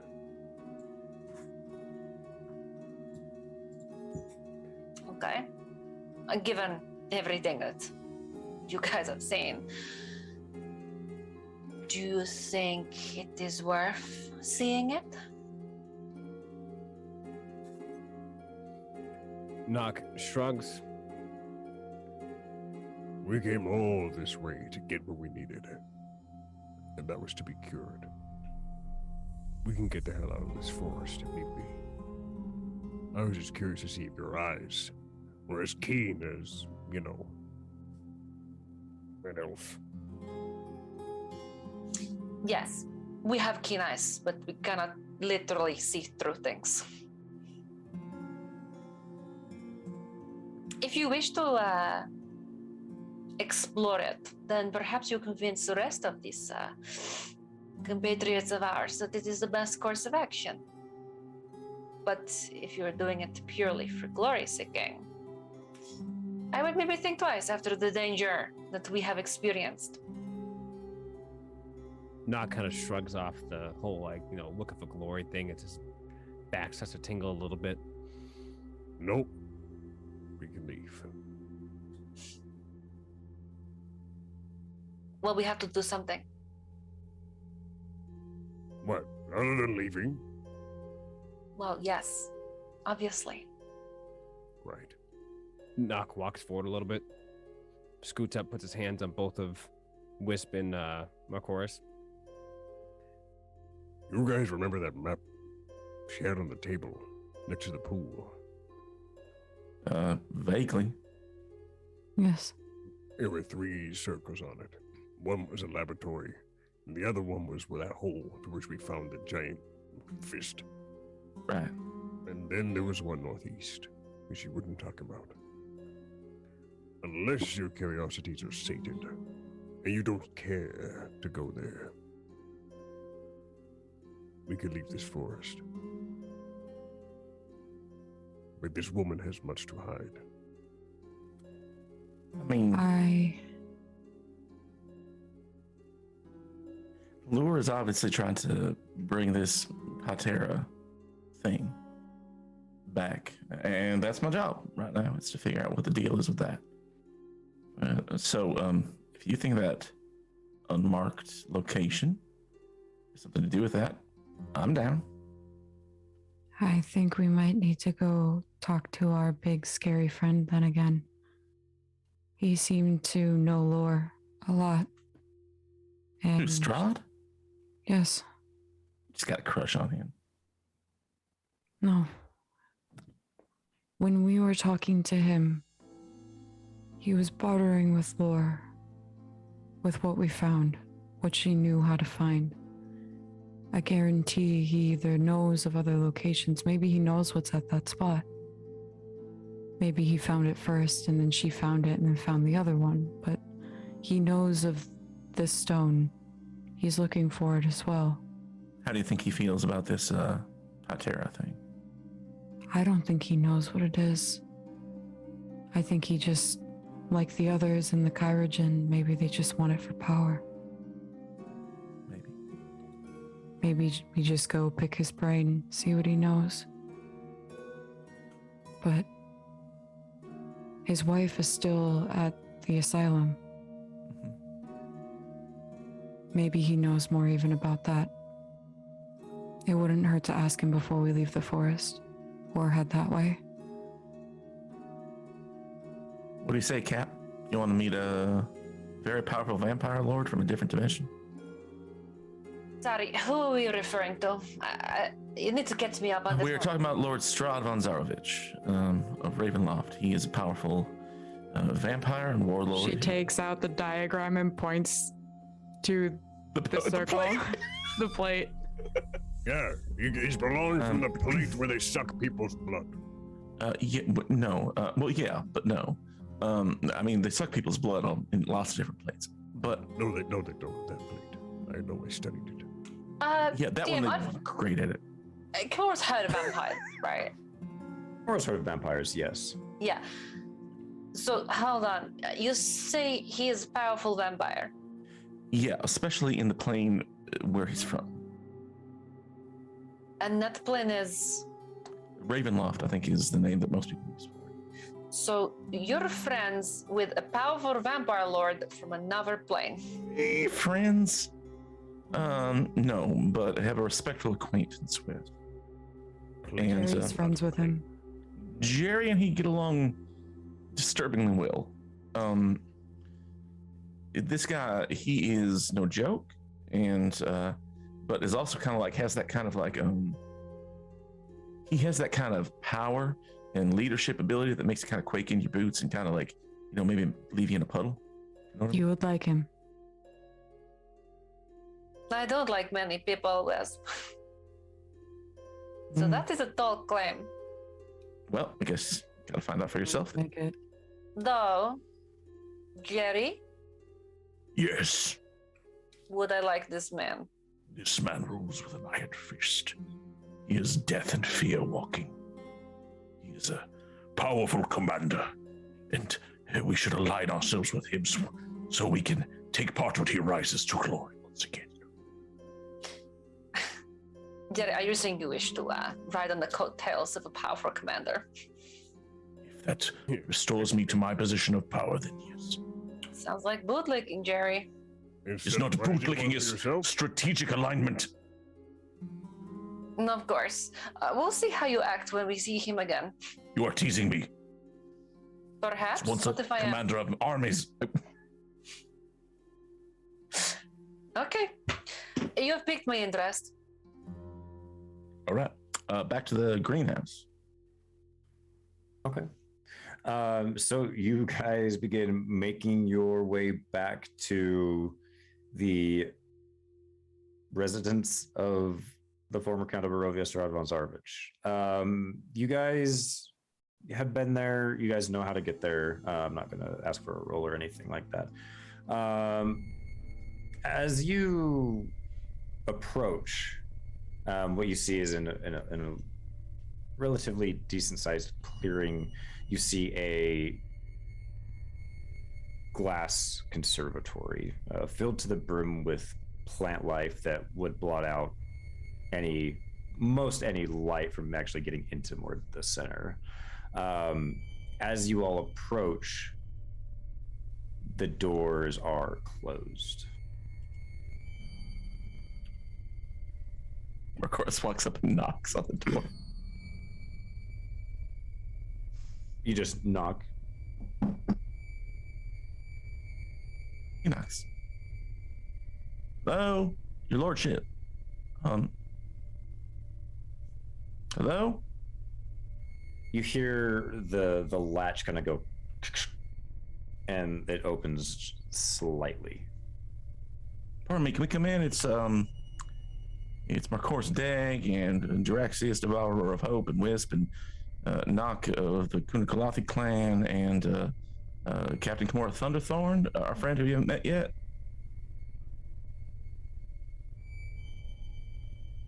From behind you in the clearing, you hear, "Enter if you must."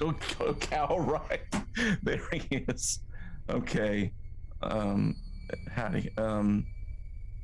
You turn around and no one's there. Okay, all right. He's just around someplace. All right, we'll go in. Come on, let's go inside. Marcos goes inside. I Leo strut in.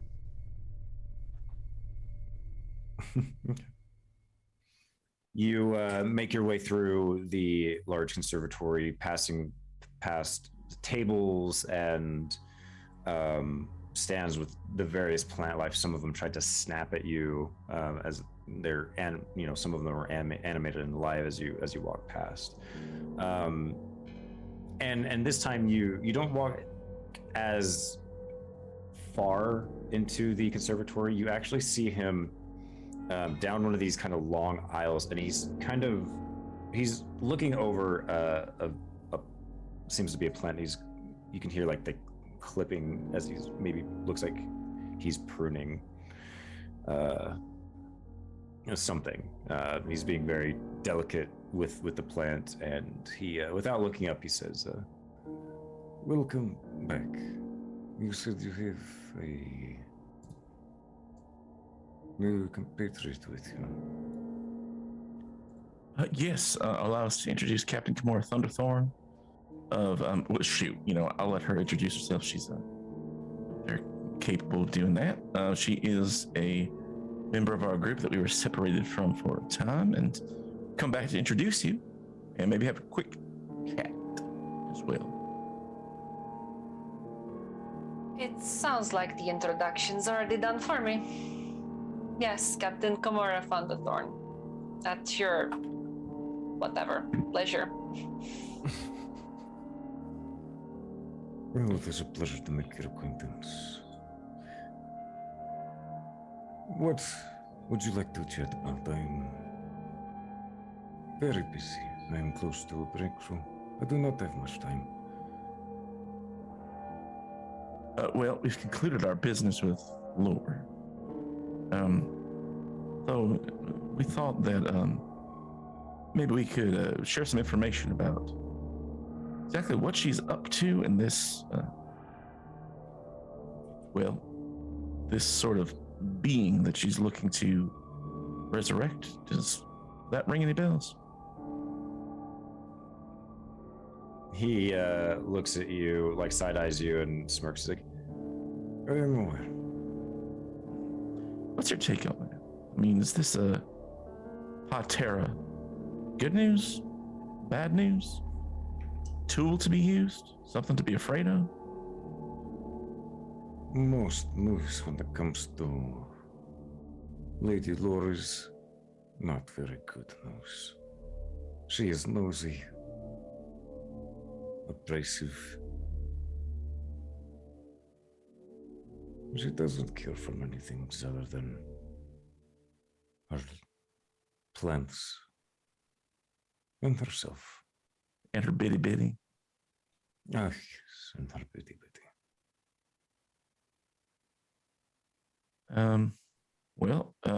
Exactly where do you fit into all this? Are you looking to stop her from resurrecting Patera, or trying to work together? What's your take? He turns and looks at you and narrows his eyes. I am here to do one thing. To get out of this place and return home. But not without my wife. What happens in this putrid city does not matter to me as long as it does not hinder my work. Okay, what if it did? I mean, what if this power that Lore is trying to put back together stands in the way from you escaping? Are you sure one way or the other? I do not think that will be much of a problem.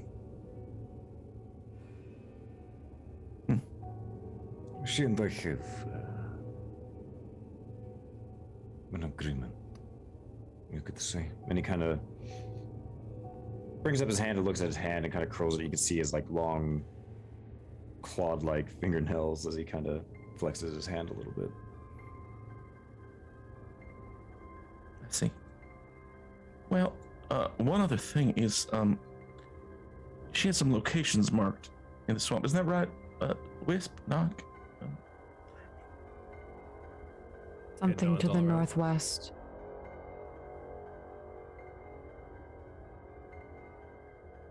Do you know of anything that's northwest that would be important? There are many things in this swamp. Come, perhaps you can point in a more general direction of where it is, and I can tell you what is there. She looks over to Knock and kind of nods to Knock, since he's the one who saw the map. Knock turns to the direction of the door and like kind of uses that as like the mapping of where he would be, and then turns and points in the direction of the northwest, or from where it was, it'd be more west and northwest. Right. This is the direction, but as I said, there are many things in that direction. If I knew on a map, which I do have, if you could show me, Knock I can points a give finger. you more of a detailed description. Well, I have a finger there, big guy. This I way. can point. He kind of nods and beckons you to follow him. I follow to his grandeur map. Okay. Uh, You go back behind where his kind of alchemical sets and whatnot are laid out, and there's another table there, and he unfurls a scrolled parchment. It's not large, but from what you can tell, it's a slightly more detailed map of the Hanging Gardens specifically than what Lore has. And he says, so you can see the conservatory and then things scrawled in like a chicken scratch in various locations. And he says, so, where is this specifically? okay. Knock looks where I'm guessing where he would know where the swamp where she resides. Oh, my camera just blew up. Where my camera is exploding, but no. If I go ahead and I'll go ahead and take a look at the map, and wherever Lady Lore's house is where I then go ahead and take where the two circles were, where we went, and then where the laboratory is, and then I'm going to point in that general direction. So if there's any marking there, that's where I'll look. Okay. Yeah. So you find like a reference from from Lore's residence that is marked there, and then you're able to find a what you think is a pretty accurate location of where the that circle you had seen on Lore's map is compared to on Strahd's map. And what would I be pointing in the direction of or at? Any symbol? There is nothing marked on the map there for Strahd. Well, if I look on the map itself, I can see the Warforged statue. Is that on the map? The like the dead Warforged, The very large Warforged that we walk past. that is not on the map. Knock is then going to ask the inquiry up to Strahd. Do you not know where the giant Warforged statue is?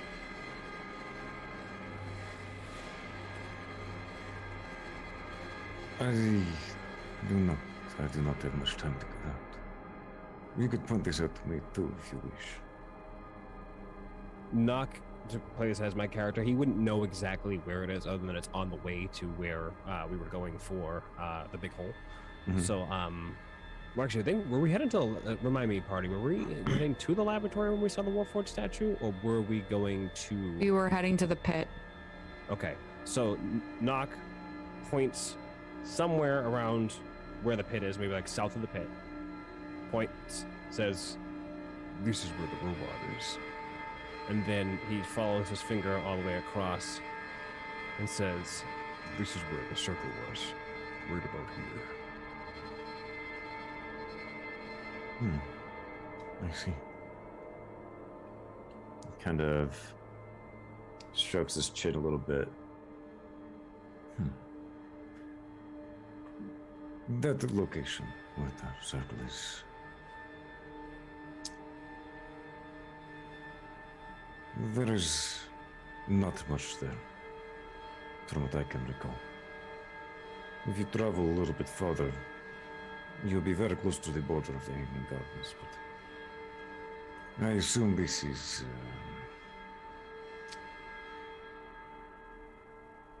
a diversion, or perhaps distraction. Further Can to I the west. roll an insight check? You sure can.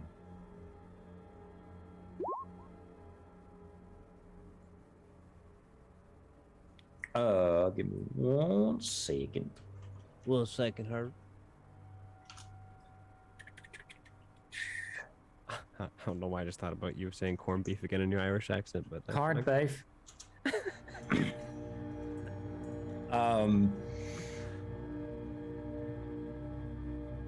what are you rolling your insight check for? I just want to see if he's pushing us somewhere else other than and not telling us, like he knows where and what is there, and that he's just trying to disregard it as something minuscule.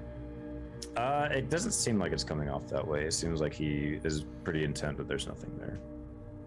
So you're saying this is the way out of the forest? Yes. Though you can go any which way, but that is that is one of the ways. Well, it looks like we just found ourselves the way out then.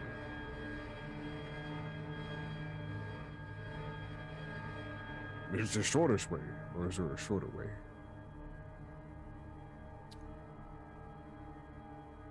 It depends on where you want to go, I suppose.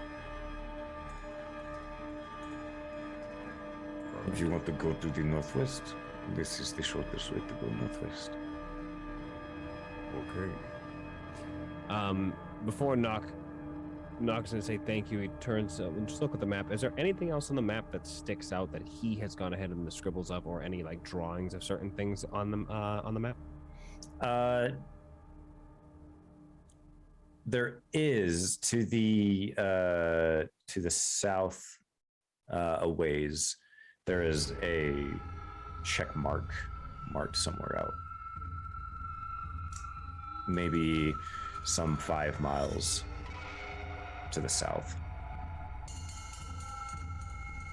All right.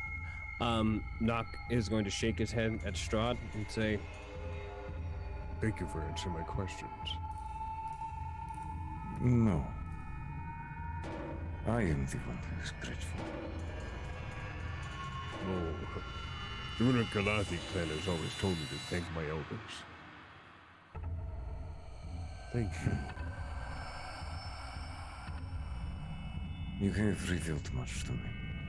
I thank you for this. And he rolls up the map. I have some business to attend to. I can show you out if you like. Oh, we can find our own way. Thank you for your I your help. insist. Very well. You insist. After you.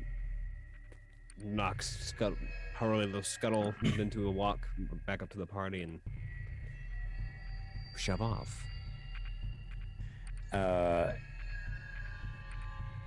As y'all continue walking, you notice that Strahd is very purposeful in his walk. He seems very energized as you guys continue on, and you reach the exit, and He says, if you continue that way, you shall find your way out, I'm sure. As we've been talking and they've been looking at the map, while they've been looking at the map before we leave and have been just kind of looking around, is there anything that stands out to me as being out of place? make a, I'd say a perception check. Okay. 17. So you do walk past the this is the place where you saw him first when you entered, and the plant that he was pruning. You see a white rose, like a single white rose in a pot, and that's the one thing that does catch your attention. And he was pruning that plant. He was. Okay. Where he was pruning it and kind of just the pot in general, does it look like it's a different rose? Like, does it look different from any other normal ass rose that I've probably seen? Normal ass. Like, is there anything about the rose itself other than being a stark white single rose in a pot? You would Is there have anything to actually read from it? stop and look at it. She's gonna stop and look at it because I assume that she's kind of hanging back for a moment while they all kind of proceed. She's gonna just stand and kind of look at it, not walking up to it in any like weird precarious way. She's just gonna like kind of ogle at it for a moment to give her that time. Make a quick investigation check. Okay. 19. 19. There's one thorn. It looks like he's pruning the thorns. There's one thorn kind of sticking out, and there is some sort of red liquid on the thorn. And as you look and watch it for another second, the red liquid seeps into the rose. Okay. She kind of Ray's face just went on a journey. yeah. Okay. And then before she leaves and everybody walks past Strahd, she's going to look at him with very sincere and kind eyes.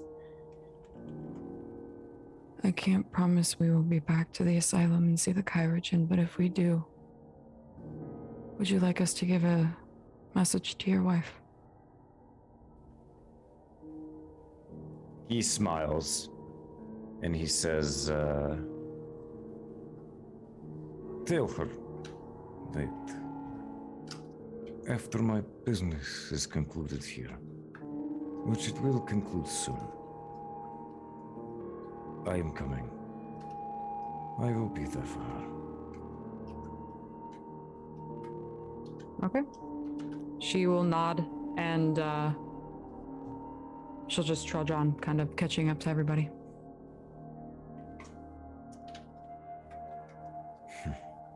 I wish you the best of luck in your endeavors. And again, thank you for showing me these locations. Best of luck in yours. And she turns around and looks at the rose and then looks back at him before she walks off. And she'll catch up.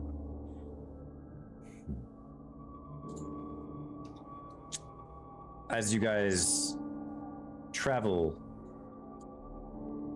in a northwestern direction, Strahd turns to mist and begins flying southeast. There's a moment where we cut away from the party and watch this mist as it flies and meanders through flora and fauna. And it passes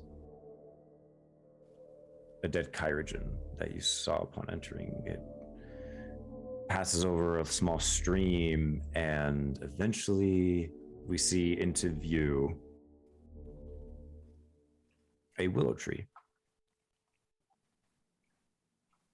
where at that moment Strahd manifests back into his physical form and begins striding to the back of the willow tree where the pool is. We see Lady Lure in that pool, talking to Bitty Bitty, who we cannot see. And all we see is kind of her back, and then we see like the side silhouette close to the camera of Strahd. And all he says is, "You have not been truthful with me, Lady Lure. How about we go have a chat? And you see him smile. And then there's this kind of shocked look as Lady Lore turns and looks at him with fear. And then we cut back to the party as you guys begin exiting the Hanging Gardens. Dad is mad. Dad is mad. Mad vampire dad. So, Mad, bad vampire dad. mad vampire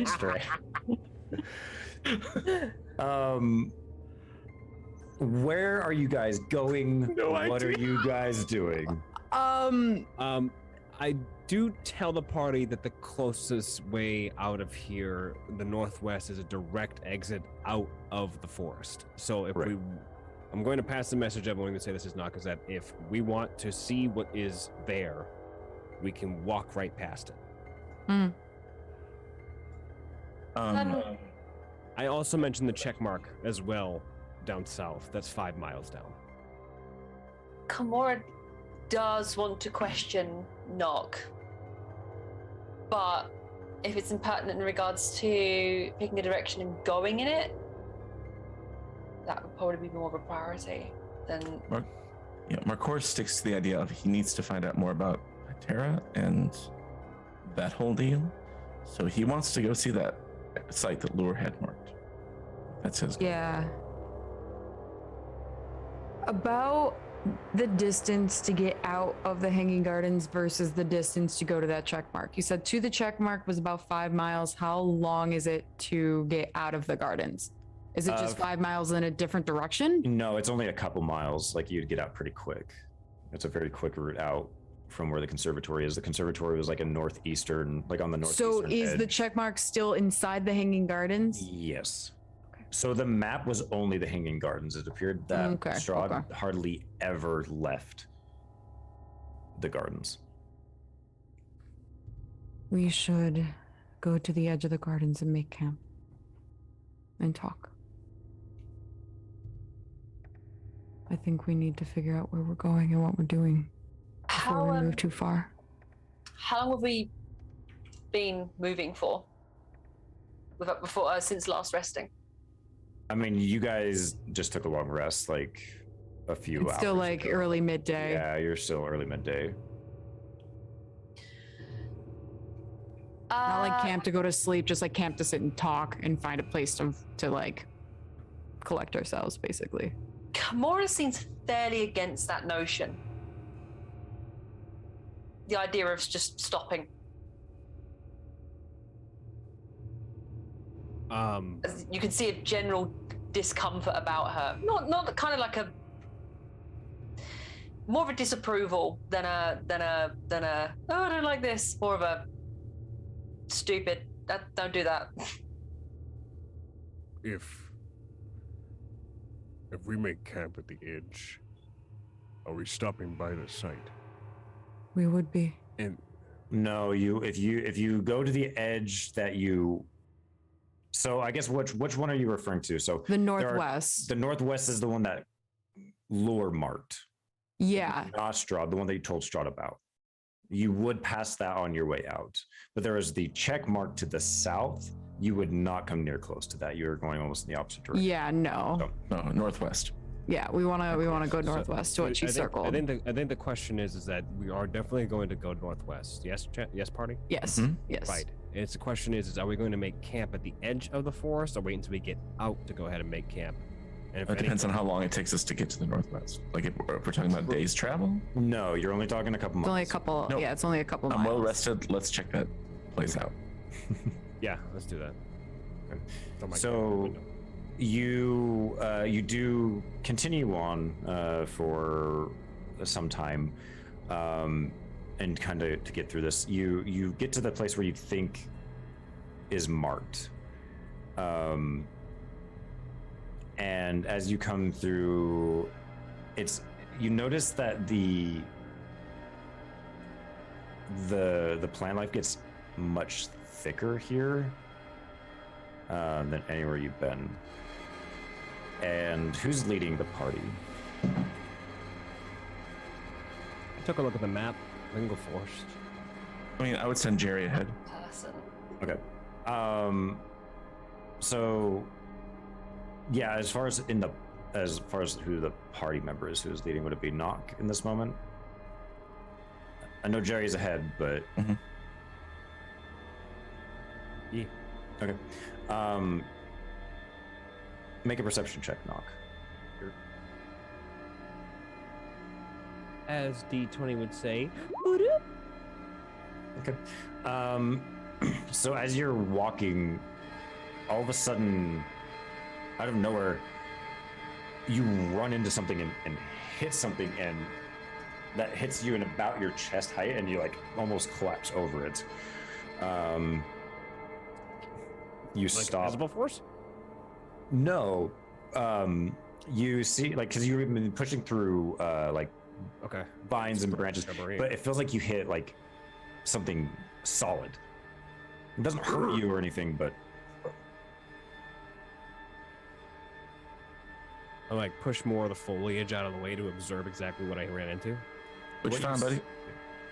what you see is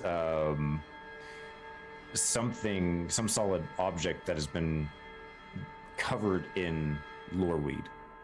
You can see the blue fluorescent flowers kind of blooming around this object.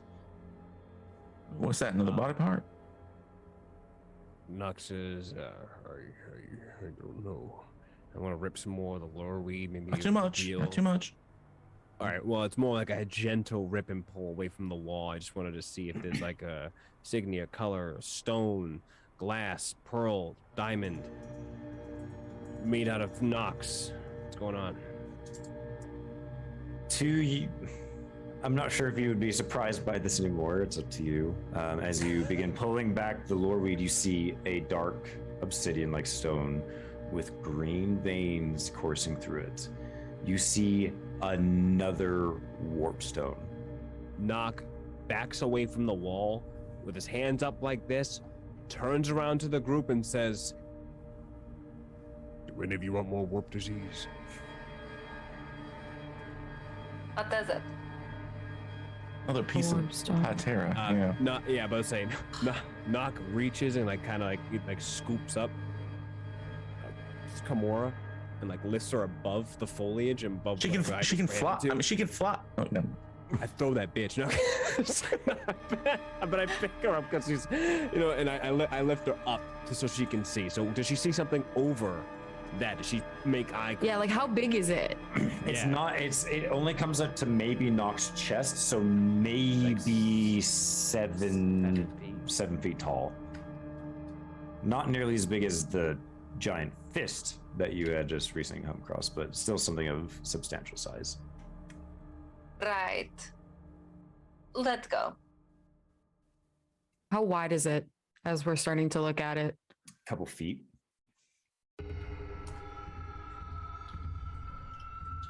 Is it more like a rounded shape as because I imagine now that like I'm trying to, as he's trying to see how big it is with lifting Kimura up, I'm gonna start moving some of the lore weed around it just to see, like not trying to touch the actual stone, but just trying to move everything around it so we can get a better idea if this is a shaped stone or if this is more of like a natural broken off piece. It looks like a shard, like a large shard that has been broken. It comes to a jagged point at its tip.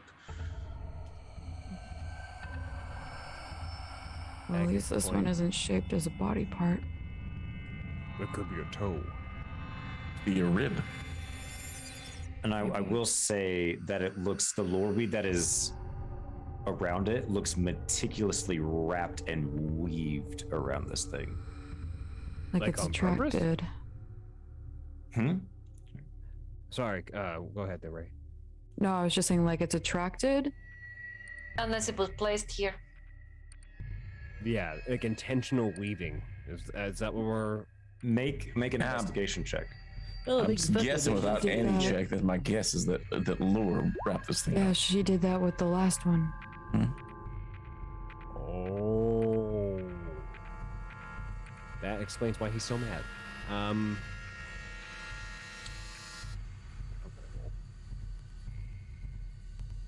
You got a 19. Hey yo. So yes, it does look like it was someone did this. Someone weaved these strands of lure weed and the vines around this thing meticulously. It was not attracted to it. It looks like it was meticulously, very carefully weaved around this thing.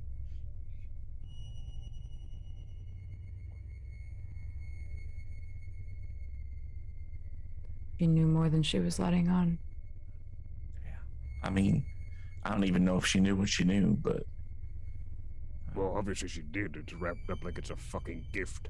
well, yeah. But I mean, she was eccentric, strange. She tried to keep herself safe from this thing, and yet sort of piece it back together like a big old puzzle. Did you say she reveres this thing? Yeah, reveres. I don't know, but she's on board with it.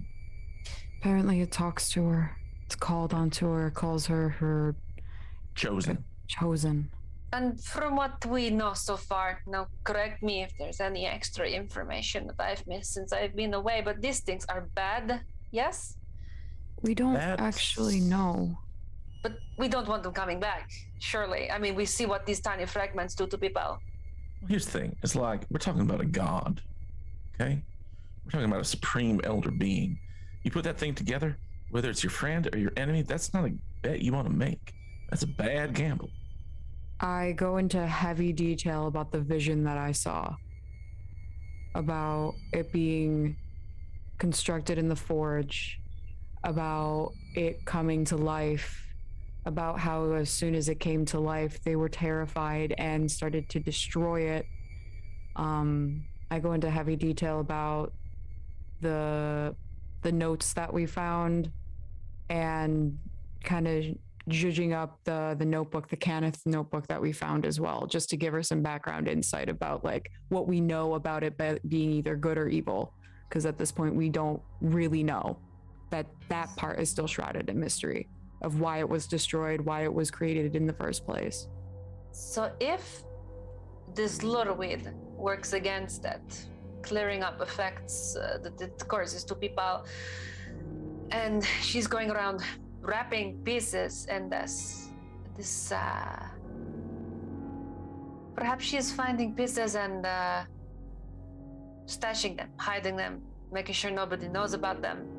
I mean, wrapping it in weed also conceals it, does it not? Yeah. And perhaps if you wrap it in the weed, it stops anybody from feeling its power. We I are think it's all aware of how you can feel the power coming from these things. right. Well, it's definitely to try to keep the power at bay. The other thing is that whatever happened to this Patera, when it went kablooey, pieces went everywhere, and that's why you've been finding an eyeball here and a thorax there. You know, it's. I just get the feeling the pieces are spread out on their own, hidden, maybe protected, Wait. definitely. But If that pieces are here, does that mean that she was here when she exploded, or only certain parts are here because of what were left behind from when this plane went to Eberron's plane? That we don't know. Giant rocks are heading. She might not even be Plates. fully here. Yeah, Plates. plates. You kind of see like this kind of like moment of recollection in Wisp, and kind of like this, oh shit, like we might not even have all of the pieces. Right. This might be like a thrift store jigsaw puzzle. Right. In that There's a- forge, maybe that forge isn't even here. Maybe. There's a moment where you're all kind of standing there, and then all of a sudden you hear, perhaps I could shed some light on the situation. do I recognize that Yeah. voice? Sounds a little different. Sounds a little familiar. Hold Different on. but familiar? Familiarly different? Is it Aiden? Yeah, I'm about to say, is that a? You turn back around? and you turn around and look, and Aiden's like, also Okay, so looking Aiden's- backwards. Okay, so Aiden is still a dog. Okay. Yes. Okay. Right. You see Wait. a hooded figure standing Okay. behind you. Is it fucking whatchamacallit? What's the fuck was his name? The guy that Cole plays really well with, the creepy dude with the fucking. It's that guy. whatchamacallit. It's hold on. Halifax. Is it Calder? No, Calder. Yes. Is it Oh, Calder? Calder? Is it fucking Calder? The Or figure Halifax. is wearing a hood. Okay, though well, I they go are. Take your shirt straight, off. straight for holster. Straight for holster. I did not mean to startle you. I'm sorry. It has been some time. Show yourself. Reveal yourself. No. The figure I needed the moment, okay? grabs the hood and lowers it. You see gaunt features, a very pointed nose, green eyes. The figure is now pockmarked with scars and deformities around their face. And you see Calder Crane. Ah, it's your boy. I Of course, immediately who the fuck is this guy? I immediately will go in a defensive stance and I look at him and say, The last time we saw you, you had your heart ripped out of your chest and you were dead on the ground. What are you doing here? Pointed. Not only that, I'm afraid. And he turns around and you see a giant hole in the back of his skull. Someone had his brain ripped out. And he just looks at you all and says, I think we have a lot to talk about. Oh, do you fucking...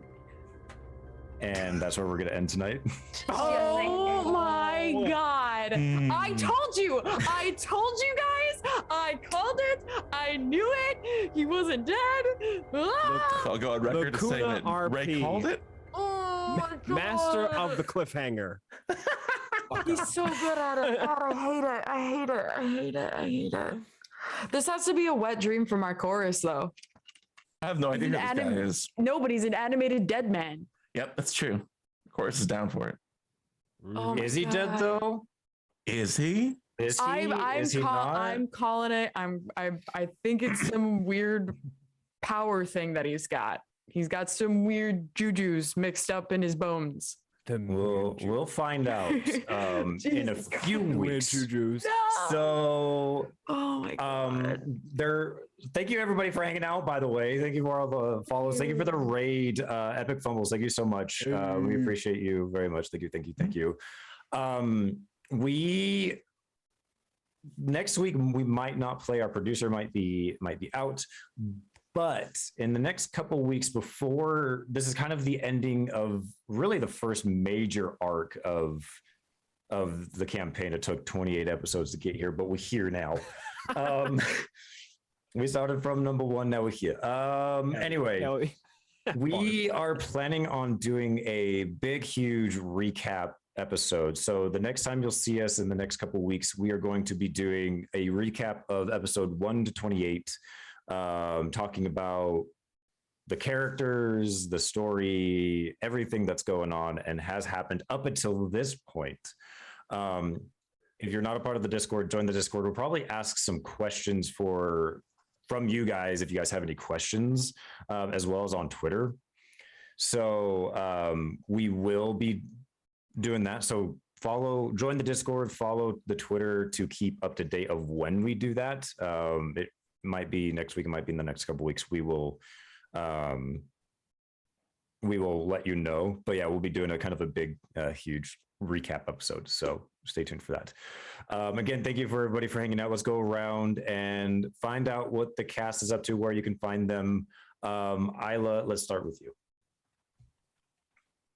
God, there. Well, you can't really find me anywhere apart from here at the moment on Thursdays at 8 p.m. EST. That's literally at the moment. I'm not streaming on my own channel. I'm being boring. I'm not streaming on my own channel.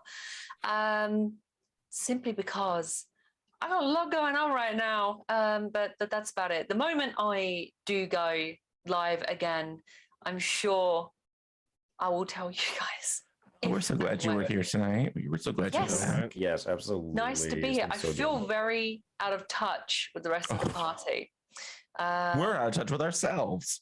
Both in and out of character mind as well. It's once you haven't been with the party for a bit, you've got to integrate yourself back in. So So at the moment, there's just a lot of facial expressions of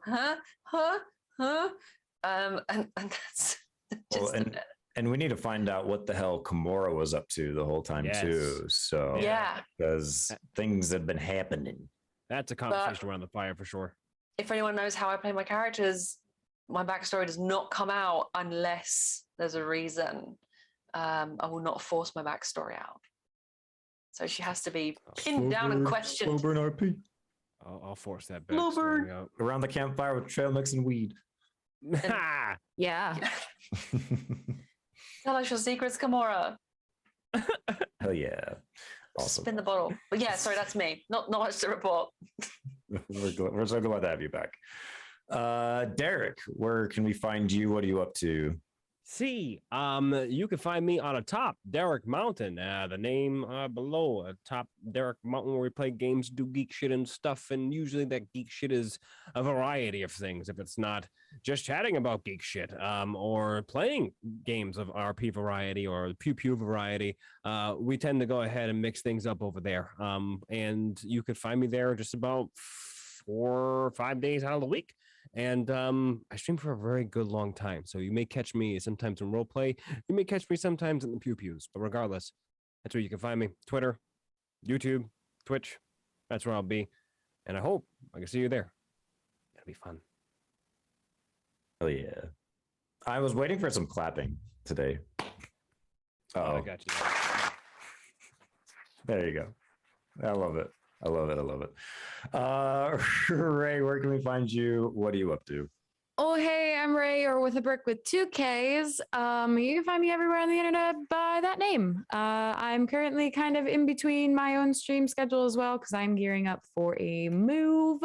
But yeah, I'm kind of in between things. At the moment, I'm working on a lot of other stuff that I can't really talk about, but I promise I've got a lot going on. So if you want to know anything about what I'm doing or where I'll be, go there. I'll be playing in a mini Aliens campaign over on the Initiative Order starting next week, Friday, and it is bi-weekly for 6 weeks.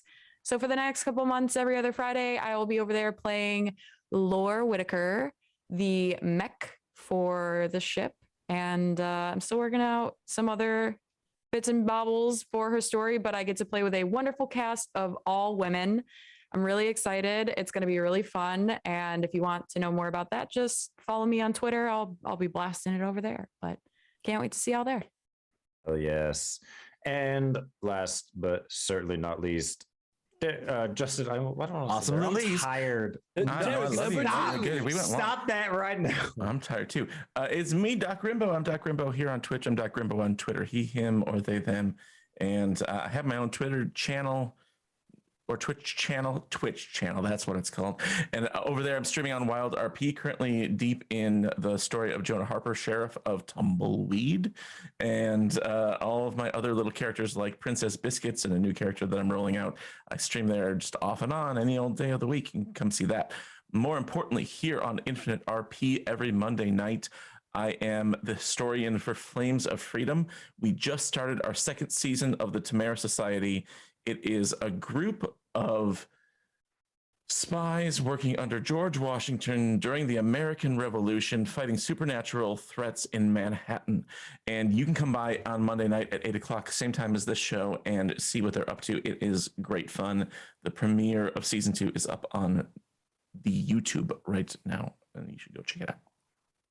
It's an amazing cast. Go check it out right now. Such a great. We had a great premiere. After this, super fun. Yeah, it's so good. So, and I am Cole or Looking RP. You can find me at Looking RP on Twitter and Twitch. Not really active on either at the moment. I also do very rarely stream, doing some geek shit. Usually Wild RP. I play Roy Callender, who is a game warden for the Saints Crossing Ranger Corps, and I also play Eddie Cunningham, who is a street rat who lives in Saint Denis, who likes to ask people for spare change and corned beef. You can sometimes see me there, but you can see me here on Thursdays running this wonderful game for these wonderful people. We have so much fun. I'm so glad that we're kind of getting back into the swing of it. Holidays, always a little difficult to get games going, but we're back and we're super excited. So we hope to see you in the next little while for Flames of Freedom, as well as this campaign, The Lost City of Vedranis. Stay tuned after the credits. We will be rating TPK Roleplay. Make sure to give them some love. If you guys have not followed the channel and are enjoying the content, make sure to give us a follow. You can join the Discord, join the Twitter, sub to YouTube, do all that shenanigans. But we love you. Thank you so much for tuning in, and we will see you next time. Bye-bye.